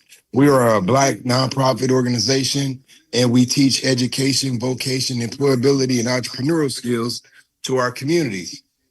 We do this without government support or county support. We're in the West Hamptons area, and ultimately we have opened our home up to the community to provide that fill-in where we don't have it. And it's been difficult to get any kind of funding for us. They've sent us through gauntlets to satisfy vendor registrations and all these different things, but unfortunately we have done it. We're still open. We're fighting for our home. We're housing the blind right now. We have formerly incarcerated families from out of town, and we also provide forklifting services, commercial apartment maintenance training. We have a full studio here in our home. Moreover, my wife, she's a garden expert, so she turned this place into an oasis for folks to come and relax and enjoy themselves, specifically those folks like our elders who are left behind. But ultimately, there is no funding for us nonprofits. There is no funding for those Black grassroots organizations that are not linked into Democrat policies. And that's what I really want to champion on your page, that I support you, brother, and I love what you're doing. And we need a voice for us like this grassroots on the ground. Well, I agree. There's money for everybody else. They don't even have to ask for it. They come looking for them. So it's only when it comes over here for us. We need to turn out the base and support them, but don't expect anything. Thank you very much for giving us a call tonight. We appreciate that. Let me go ahead and jump back over here on Zoom. I want my people to get tired of the okie doke. Again, when folks sit up here and they want you to support them and they haven't brought anything, I want folks to lose their tolerance for that. Okay, we got Brandon here on Zoom. Brandon, what's on your mind? I was told I'm supposed to call in. Okay, then if you were told you were supposed to call in, then you already know what you said, so let's get to it. All right. Only thing I said is we see what these parties keep doing. Why don't we start our own party to go against these people, being that they're going to do the same thing? We know the Democrats do not mind losing against the Republicans. And the reason why I make that statement is because when Trump did the tax cut, Biden didn't raise the tax cut back up. They let it stay exactly where it's at. So they both wings of the same bird. Okay, sir, that's not what you said. Start our own party? Okay, but that's not what you said. So y'all just understand, y'all, as usual, they never stand by their word. So it's if I tell what did I say, bro? If people, I want to make this clear to everybody. For those of you who don't know, when my mods say something, I want y'all to understand that's not them saying it, that's me saying it. So to anybody who's ever done, why your mods telling you call in? That's not my mods. That's me. Well, I didn't see your name next to it. That's because I'm telling them behind the scenes. But that's not my mods telling y'all to call in. That's me saying it. What you said was Trump can have a solid voting block of imbeciles, but FBA doesn't have a voting block of intellectuals. This is our fault! ! I'm tired of blaming everything on this Anglo-Saxons. Exactly. Okay, that's exactly. not what you just said. That's not what you just said. You just said something totally different. So stand on that one the whole time, bruh. Stand on that one right there. That statement right there. I stand on business, bruh. You did not. Hold on. I've been in your chat the whole time the show start making comments. My last comment was, why don't we just start our own party? Okay, yes, I'm dealing with this comment. I'm dealing with this comment here. Okay, well, let's talk about that comment then. Let's talk about that comment. The comment that I'm referring to, my brother, is like your spouse cheating on you. Now, if your spouse cheat on you, you forgive the spouse, and then you go back to the spouse, and the spouse cheat on you again. Is it your fault or the spouse's fault? FBA doesn't have a voting block of intellectuals. This is our fault. I'm tired of blaming everything on the Anglo-Saxons. Exactly. All right. Again, if we know the Democrats get down this particular way, we know the Republicans get down this particular way. If we believe that these people, by quote unquote, just sitting on the couch, that's what they want from us.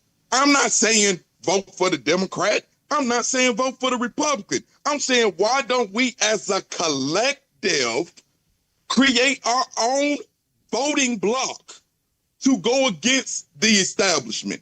Instead of sitting there, oh, okay, well, we're not going to vote. We're not going to do that, when I know voting works. If voting didn't work, why did they hang us on trees? And so sitting down on the couch, if not voting doesn't work, then why are they dedicating hundreds of millions of dollars to trying to galvanize the vote and reverse that? I never said it didn't work. That's my point. My point is either one works. Voting can work.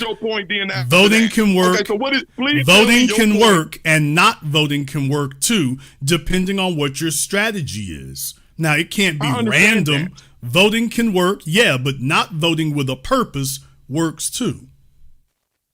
Okay. Prime example. This is why I mean that. Okay, when this next election gonna come up, they're gonna try to round, quote unquote, like you stated, which is you was absolutely speaking facts. I never said what you were saying was incorrect. Never did I make that statement. Only thing that I'm saying, okay, we seeing how these people work. And we sat on the couch and didn't vote for these people. Okay, understand. What I'm saying, though, no more than what Lawrence O'Donnell said, which is you was right. If you want the Democrats to move to your way of thinking, you must not vote for them. Okay, I understand that. And you absolutely correct. FBA stood up. We ain't vote for these people. Right move. But then we got to think of what's the next move after that. And honestly, the Democratic Party, no matter if we vote for them or not, they don't care. They're not going to move. They're not going to buckle. If we think 2032, if we ran our own party, get out here and get the brothers and sisters that don't, I'm not talking about the brothers and sisters that's intellectual and competent, that know that's political, that's registered to vote. I'm not talking about that. I'm talking about mainly getting all our brothers and sisters that's not registered, bringing them in a political bloc to go against these people. Now, what I mean by that, Karen Bass, the reason why Karen Bass do what she do, because what is her voting bloc? Hispanics. So because her voting bloc is Hispanics, she knows she ain't got to do nothing for us. But if we had a voting bloc that go against her, then she'll get her mind right. Let them talk, Jason. Let them talk. Okay. Oh, I'm done. I said what I said. Okay. What you've said has all been very emotional, but not very fact-based. So let me go ahead and hit you all with some actual facts. And facts should lead your behavior, not emotions. If the black vote were completely immaterial, they would not be mentioning it nor importing to it. They don't talk about the Peruvian vote. They don't talk about the Alaskan Eskimo vote. Yeah, if your vote is irrelevant, you don't get brought up. If they're spending money specifically to galvanize you and mobilize you, it is because your vote matters, or the lack thereof. Now, California is a bit different in that California is a Democrat state, like New York is a Democrat state. The results we'd be looking for are different one way or the other. You see some marginal things happen where California is concerned, but their biggest concern right now is that 2024 is a bellwether of things to come. Karen Bass was already in the outhouse before now, and the situation has not improved. So they are very concerned about us what's happened in 2024, which was already a softening from 2020, which is already a softening from Barack Obama, because this is why if you've been listening to me for a while on the broadcast, not the show. If you're listening on the broadcast, not the show, then you would understand that I've been documenting this now for over a decade, that when you look at the long tail, because these other folk in 2024, you'll notice they kept talking about what happened to the black vote since Barack Obama. Take a look at the level of support that he had, and what they've all documented is what I've said from the beginning, which is that it has been declining ever since, culminating in somebody as outrageous as Donald J. Trump being able to come back to the White House, take a 4-year vacation, then come back and beat him even worse the second time. That's the thing right there. No, you don't have the influence to take on everybody, which means you need to choose one opponent and demonstrate you've got the ability to change their fortunes. They're going to act like they didn't feel anything the first few times, which is what I told everybody would occur. This is not a sprint. This is a marathon. What they want to see is whether or not we're going to be consistent. Now, voting has its place. Voting can be effective. Withholding your vote can be effective also. Voting is not always the answer. So the first fallacy that I want us to overcome is that voting is not always the answer. We are not apathetic. Most of the people listening to this program have voter registrations. So we are not apathetic people and, the political process is mattering. No, we're folks with voter registrations. We are strategically, deliberately withholding our vote. So that's the difference. That is your voting block that you are referring to. That is it. The voting block is voting for the couch. And if you don't think it's a bad thing, please tell me why the Democrats have been in a panic ever since. If that's not effective, what the hell are they over there panicking for? I never denied that. You was absolutely correct. What I'm saying is, though, the Democratic Party, and this is the thing, I'm not no fortune teller, and you have definitely made some great prophecies from the past. So what I'm saying is this. You are absolutely correct, my brother. It could be 4 years from now, 8 years from now, the Democratic Party could say, you know what? We have been neglecting them forever. How about we do something now? I think they could do that. But history has shown me doing the same thing and looking for different results is the definition of sanity. Right. And what have we done for the last 100 years? What? What have we done for the last 100 years? We talking about both of them? Oh, okay. We have been very politically active for the last century and a half, and to do that would be continuing to do the same thing, expecting a different result. That would be the history you just named. History has shown me don't do the same thing over and over again, expecting a different result. Oh, great. What has been our history? A lot of voting. Oh, okay. Then that's the thing that you can't keep doing, expecting a different result by simple logic. Simple logic, I said, was doing the same thing. So what was our same thing was doing? Voting for the Democrats. Okay. So with that logic, it tells me no matter what black people do, the Democrats still gonna do black Americans dirty. So my only point is, since they got the history of doing everything for everybody else but us, what makes me think even after we quote unquote hold our vote for them, that they are willing to change. Because for me personally, I don't see it. What I see them is doing is still not even with the illegals, because now you hear them talking about sending their ass back home. Now the Democrats talking about that. Even Bernie Sanders coming out talking about that. So what I'm seeing them is they're going to alter what they're doing right. if they see consistency from us. The game plan that they've utilized is that black folk get upset, black folk do something that they didn't expect, and then after they've gotten it out of their system, then we've blown off some steam, and then we go back and start doing the same thing we were doing before. Well, that's why I'm telling you all, they're holding out to see if this is a fluke or if this is the new way forward, and they're slowly coming to the acceptance that this is not a fluke. This is the new way of things. And they don't know how to deal with that because they're trying to figure out how to keep the same playbook running in a world that is changing. But the change they didn't expect was not, we're not apathetic. We know exactly who you are, and people who voted for Obama, people who voted for him twice, didn't show up to vote for Biden in 2024. And that's the thing. That is what got their attention. Hey, we know you're voters and you showed up before, but all of a sudden you're not showing up now. So this is why the party is in this big fight, and why you had David Hogg and a bunch of other folks who do recognize what the damn problem is. But the old guard is also saying, hey, wait a minute, I got a pension and I got all this money I finessed out of the stock market to cover my ass with. So voting has its place. My point is, voting is not always the answer. Being a voting bloc, we're already a voting bloc. The real thing is simply having the discipline, which we have demonstrated. If you don't believe me, once again, don't believe me, believe CNN, believe CBS. I've done whole programs about it now since November. Don't believe me, believe what they are saying. Believe what they're saying about the black vote. Believe what they were saying right up until the last minute and then after the election. So if it was immaterial, they're sure as hell agreeing with everything I said. Thank you very much. Give us a call tonight. Let me go see if we can get Cheryl up here on Zoom. Let me go ahead and try to get Cheryl here. All right, where is Cheryl? There you go, Cheryl. All right, Cheryl, what's on your mind?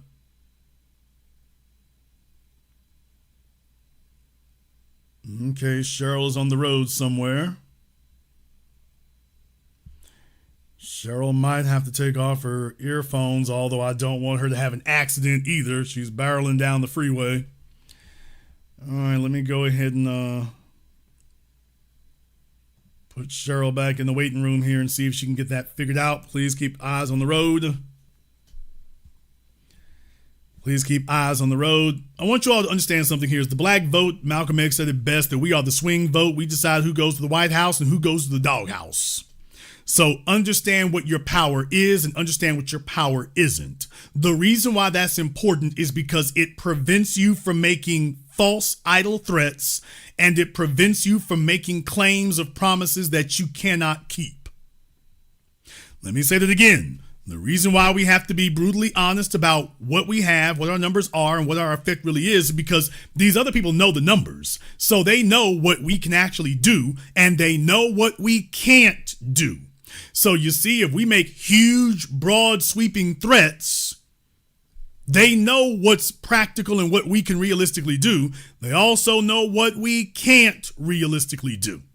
So when you start making statements that are specifically realistic and practical, that are isolated to certain key areas, that you're like, by the way, we have enough votes to move that needle 2 or 3 points one way or the other. When you start saying places like Fulton County, when you start saying North Carolina, when you start saying Michigan and Pennsylvania, now their ears go up because they realize that's not a credible threat. In the words of Paul Heyman, that's a spoiler.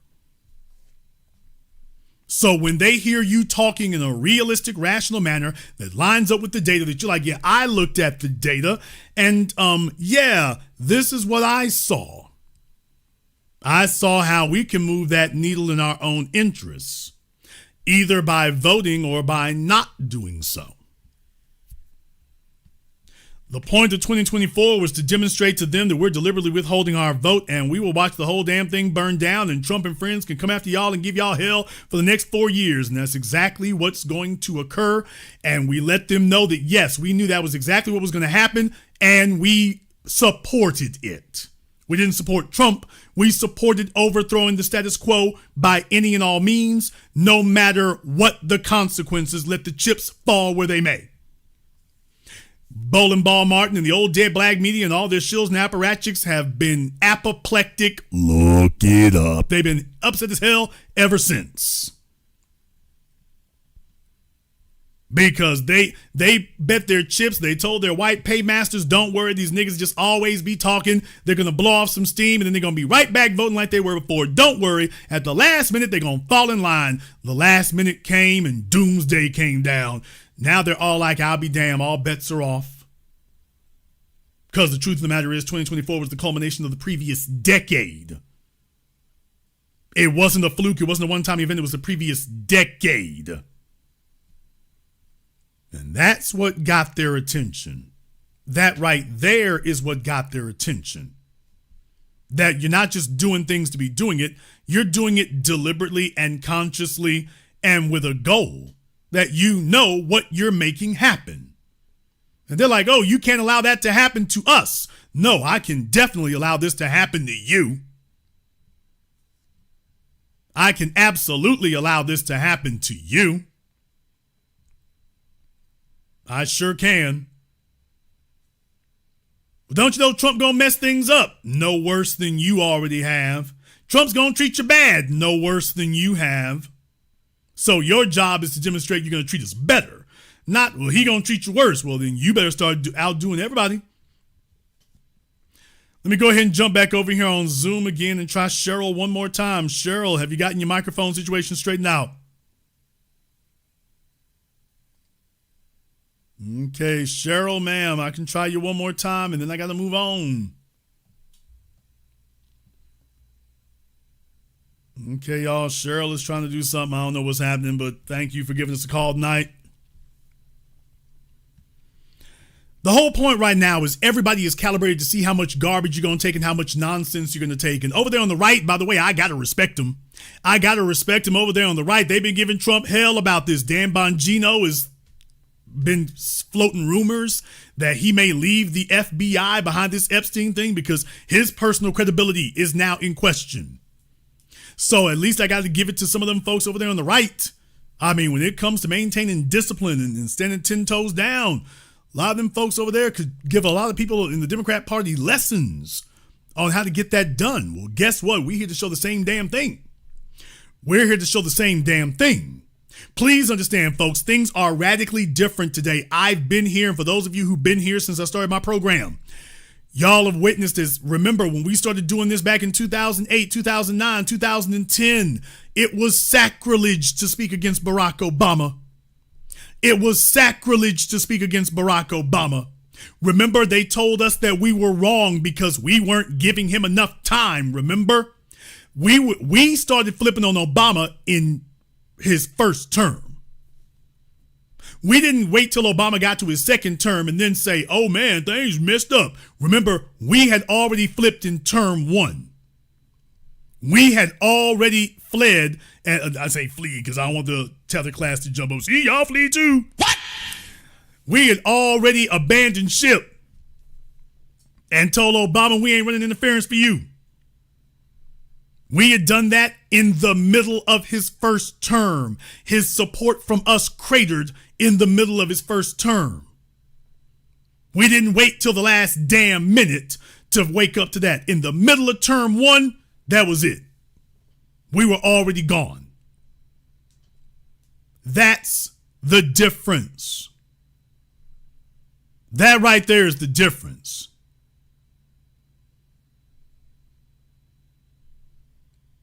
Those are not the kind of things that they were expecting to happen. So when 2016 came and Hillary Clinton lost to Trump, that was an existential moment. That wasn't supposed to happen. They were supposed to be able to coast on the popularity of Barack Obama and the nostalgia of Bill Clinton, and it was supposed to be a lock. Hillary Clinton lost on the issues. Hillary Clinton lost on the issues. She lost because we reminded people that, hey, by the way, they've been passing around that Democrat WikiLeaks. Don't make these black folk any specific promises. What do we keep hitting her for? Specific promises. When 2020 rolls around, Kamala Harris takes that left hook to the jaw. She got called out for specifics. And what they demonstrated is they're willing to talk specifics with everybody else except us. So now they understand that when they come to talk to us, we want to hear about specifics. We don't want to hear about scholarships. We don't want to hear about medications. We want to hear about specific tangibles. And they're desperately trying to figure out how to avoid that because we've let everybody know we got a plan for that. Oh, we got plans for them tangibles. We've just started upsetting the status quo. We got plans for them tangibles. And they are desperately trying to figure out how do you do everything except that part. Because they are servants and emissaries of the status quo. They are the henchmen of the status quo. And they know that our first order of business is overturning that status quo. So everything has been calibrated now to how can they engage us? And here's what you're looking for, people. And this is sort of a sub-prediction because I have to war game these things to figure out, okay, what's the angle they're going to try to take? One of the angles I predict they're going to try to take, they're going to tell us that we have to think bigger than ourselves. Nigga, what? Remember, D.L. Hughley tried to float that. These are people who are totally out of touch with us, so they say absolute nonsense and insanity. This is what they come up with. But this is what they come up with here. They're trying to tell us that they're going to try to tell us that we need to think bigger than ourselves. They're going to tell us that there are bigger issues than reparations and economics. There's bigger issues than that. That's one of the sub-arguments you're going to hear them make. They understood that that everything's all right with y'all crashed and burned. So what they're now going to do is say, well, there's bigger things than that. Bigger things than that. Y'all, you all need to think about more than just reparations and tangible. There's bigger issues going on. I mean, yes, you're right. That's very important. We're listening to you. That's very important. What you're talking about is very important, but there are also bigger things. Although they may try to say other things, because saying that there's something bigger will be offensive. So they'll try to tell you there are other things. You can't just talk about one thing. You can't be single issue voters. The hell we can't. Nobody ever tells Jewish people that they can't be single issue voters. What? Nobody ever tells Latinos that they can't be single issue voters. Nobody ever tells Arabs and Muslims that they can't be single issue voters. They come up to us, the so-called backbone of the party, and now they want to tell us, oh, you can't be single issue voters. You got to see the big picture, like some corrupt record label trying to get you to sign some bull jive contract. You Negroes have to think about the bigger picture. You can't get stuck on a single issue. You can't just will it down to one thing. And we're like, actually, we should be the easiest people to please because we only have one issue. These other folks out there got a number of different things. In reality, we just have one. So we actually should be the easiest people to please.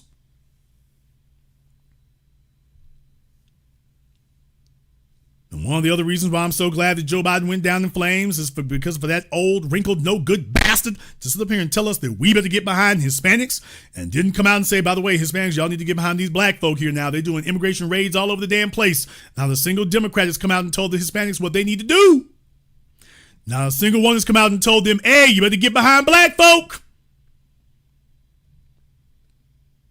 You better get behind the freedmen out here. Y'all better get in line. Everything y'all want, you better get black folk behind you, ain't nothing gonna happen. You don't hear anybody telling them that now, do you? Even though the math and the numbers clearly indicate that that's the reality, they're not putting that messaging out there. They're making certain to let you know, yeah, we ain't making that message. We ain't doing that. We ain't making that message. We ain't doing that. And what that tells you is that they are hoping that their fortunes will simply spontaneously change between now and next year, and that when people come back and review the Democrats, they'll look at them with new eyes and give them a different look. But that they won't have to actually change anything.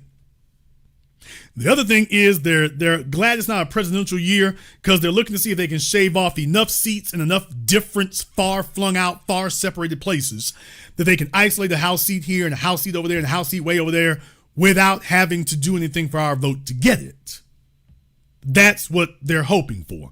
They're hoping that they can make some wins and not have to go through us to get it, because they know that we are going to extract and demand specifics. They also realize that the old niggas deal with it, nigga. Don't have any pull anymore. You can't yank out some gray-haired fossil from somewhere and he's going to stamp his foot and any of us are going to fall in line. And you see, that was the problem for the Democrat Party. The problem for the Republican Party is that they haven't actually demonstrated or introduced anybody who has talked to us. So when the elections show up, there's really no reason for us to go out of our way to support them. However, for the Democrats, what they've done is they've sent out the old folk that we stopped listening to decades ago. We stopped listening to them decades ago.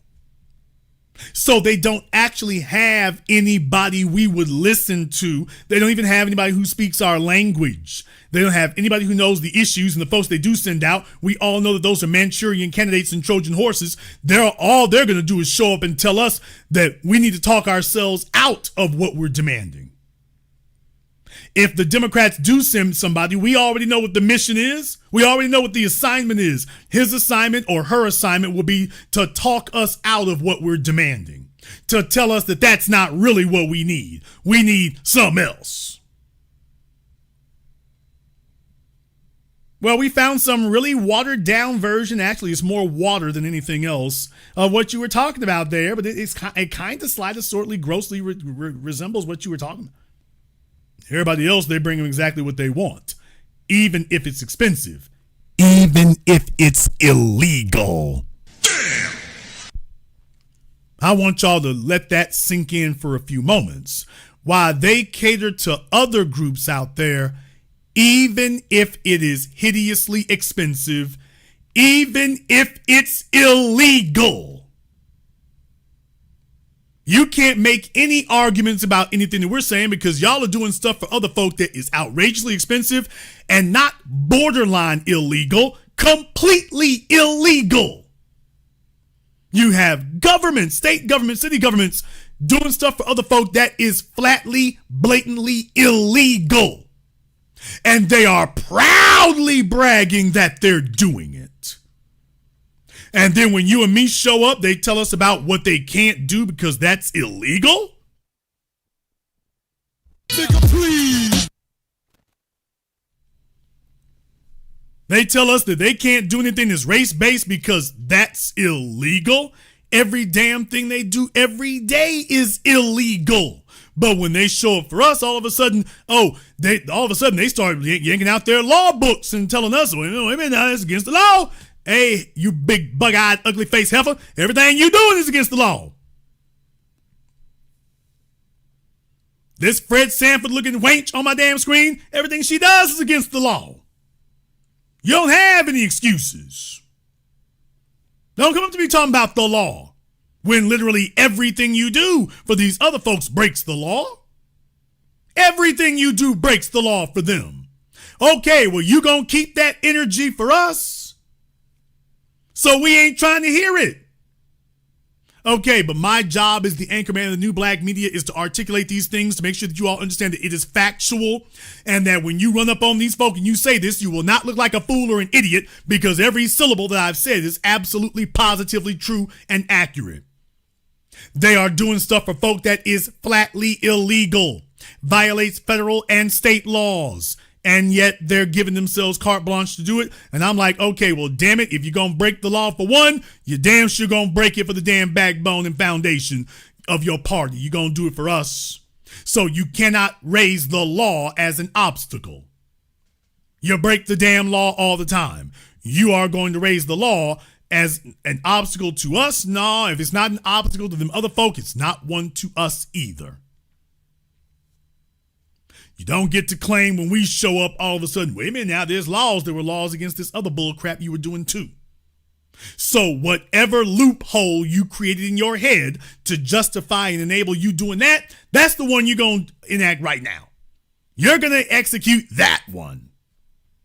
Whatever one you use to justify this illegal stuff you're doing for the aliens, you're going to do that one right here. So we don't even need to talk about it and we don't have to hear any excuses. You're going to do that one. And it's going to work. Folks will be upset. I'll be damned. Well, don't tell me about that. Remember, we already covered that. When you get the phone call from Monsanto, they don't give a damn if this ends your political career. Isn't it amazing? They don't have any problem doing the most outrageous, illegal things. They're not worried about their political careers. Then we show up and all of a sudden, wait a minute, think about the babies now. You know, that's politically unfeasible. This other bull crap you doing is unfeasible and illegal. And you stomping in the streets for it, holding press conferences. Okay, it's time for you to hold a press conference for us and to say, hey, a lot of y'all might not like it, but this is the right thing to do. Think about all the black families out there. Oh, please. Think about all the black families. They can't leave the house and can't pursue their dreams. You want to talk about dreamers? Think about all the black folk out there still dreaming. So we're going to do something for the only legitimate dreamers. And everybody else will be expected to fall in line. Go to the Latino and the Jewish vote and tell them it's time for you to think about and vote for something bigger than yourself. You ain't never heard them sit up and tell nobody that, hey, we need y'all to get behind black folk. You never heard them say nothing like that? Well, it's time for them to go talk to them other people that way. Hey, Jewish folk, y'all got to vote for something bigger than yourself. Latinos, gays, y'all got to vote for something bigger than yourselves now. You can't just think about you. You can't be a one-issue voter. You got to think about more than just you. You got to think about more than just you. Come on now. You can't be selfish and self-centered now. We got to think about more than just yourself.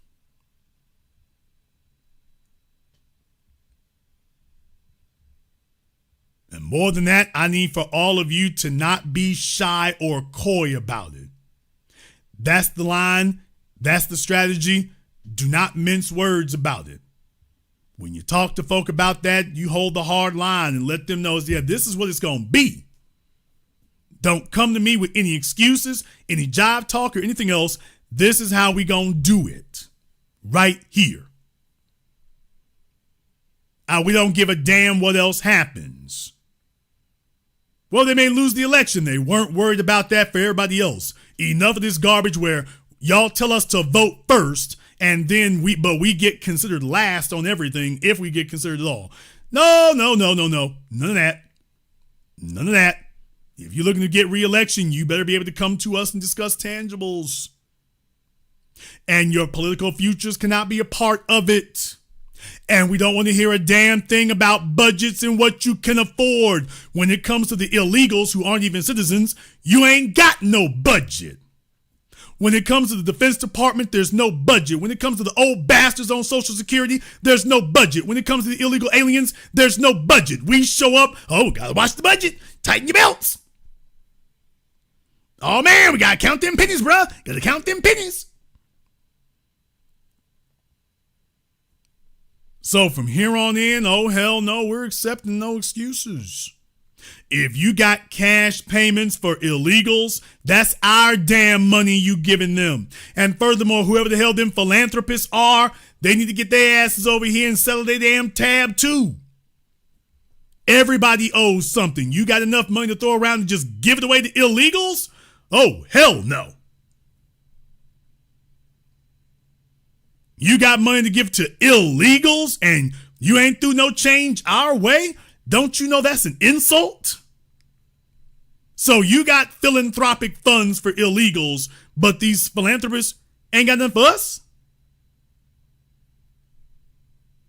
No, that's not going to work. That's not going to work.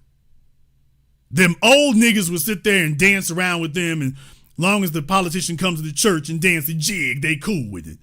Yeah, we come with something different. We're not accepting that. And that's the part that's scaring them is that, by the way, if they're not accepting that, we're going to make some real changes. You damn right you will. Or don't. Hey, dog, you can change or don't. Don't change a damn thing. You can let Donald Trump leave, and then Donald Trump Jr. can come in, and then Donald Trump Jr. can leave, and then Barron Trump can come in. Damn. You can bring in Barron, Ivana, Ivanka, the grandkids. He already renamed the Gulf of Mexico the Gulf of America. Next up, White House, Trump House.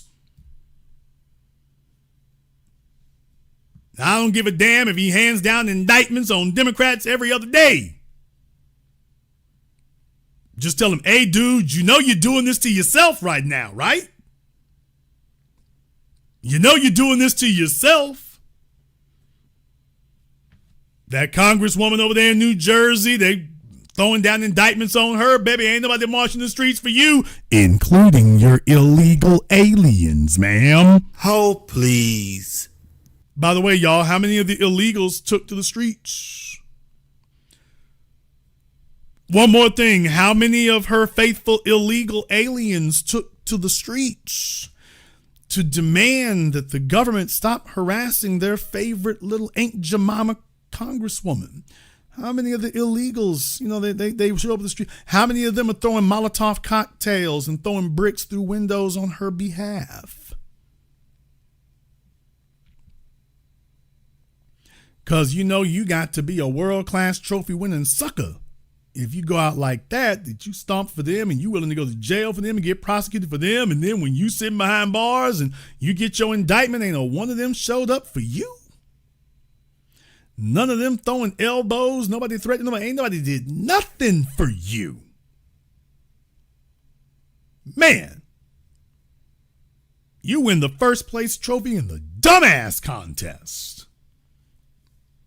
She won the dummy pageant walking away.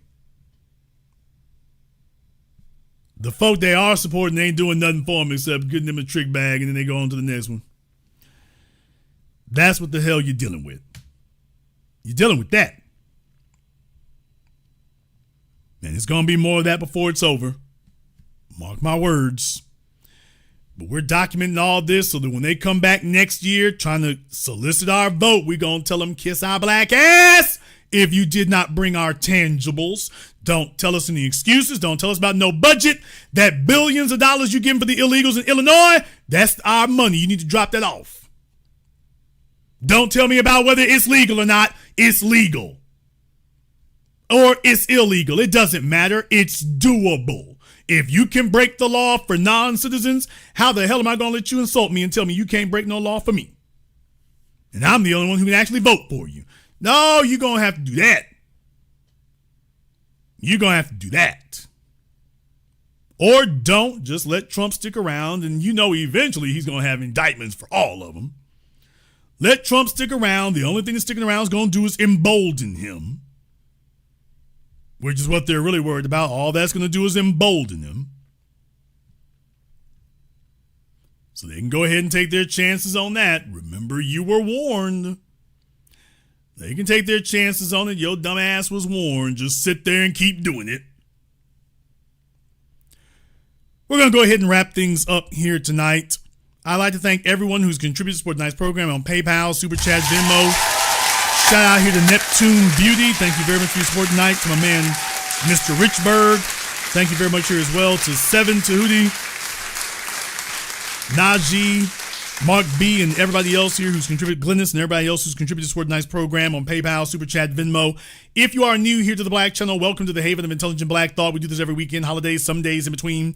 Click that red subscribe button, click that yellow notification bell. Join us each and every time that we're here. If you haven't been to our website, blackchannelfilms.com, check out our groundbreaking, best-selling documentary work, blackchannelfilms.com. That is blackchannelfilms.com. I'd like to thank all of you for tuning in to tonight's program, live or recorded. Thank you for liking, subscribing, and sharing. And this concludes tonight's broadcast of the Black Channel. I am your host, your brother, your humble servant, the Black Authority. And until next time, my brothers and my sisters from around the world,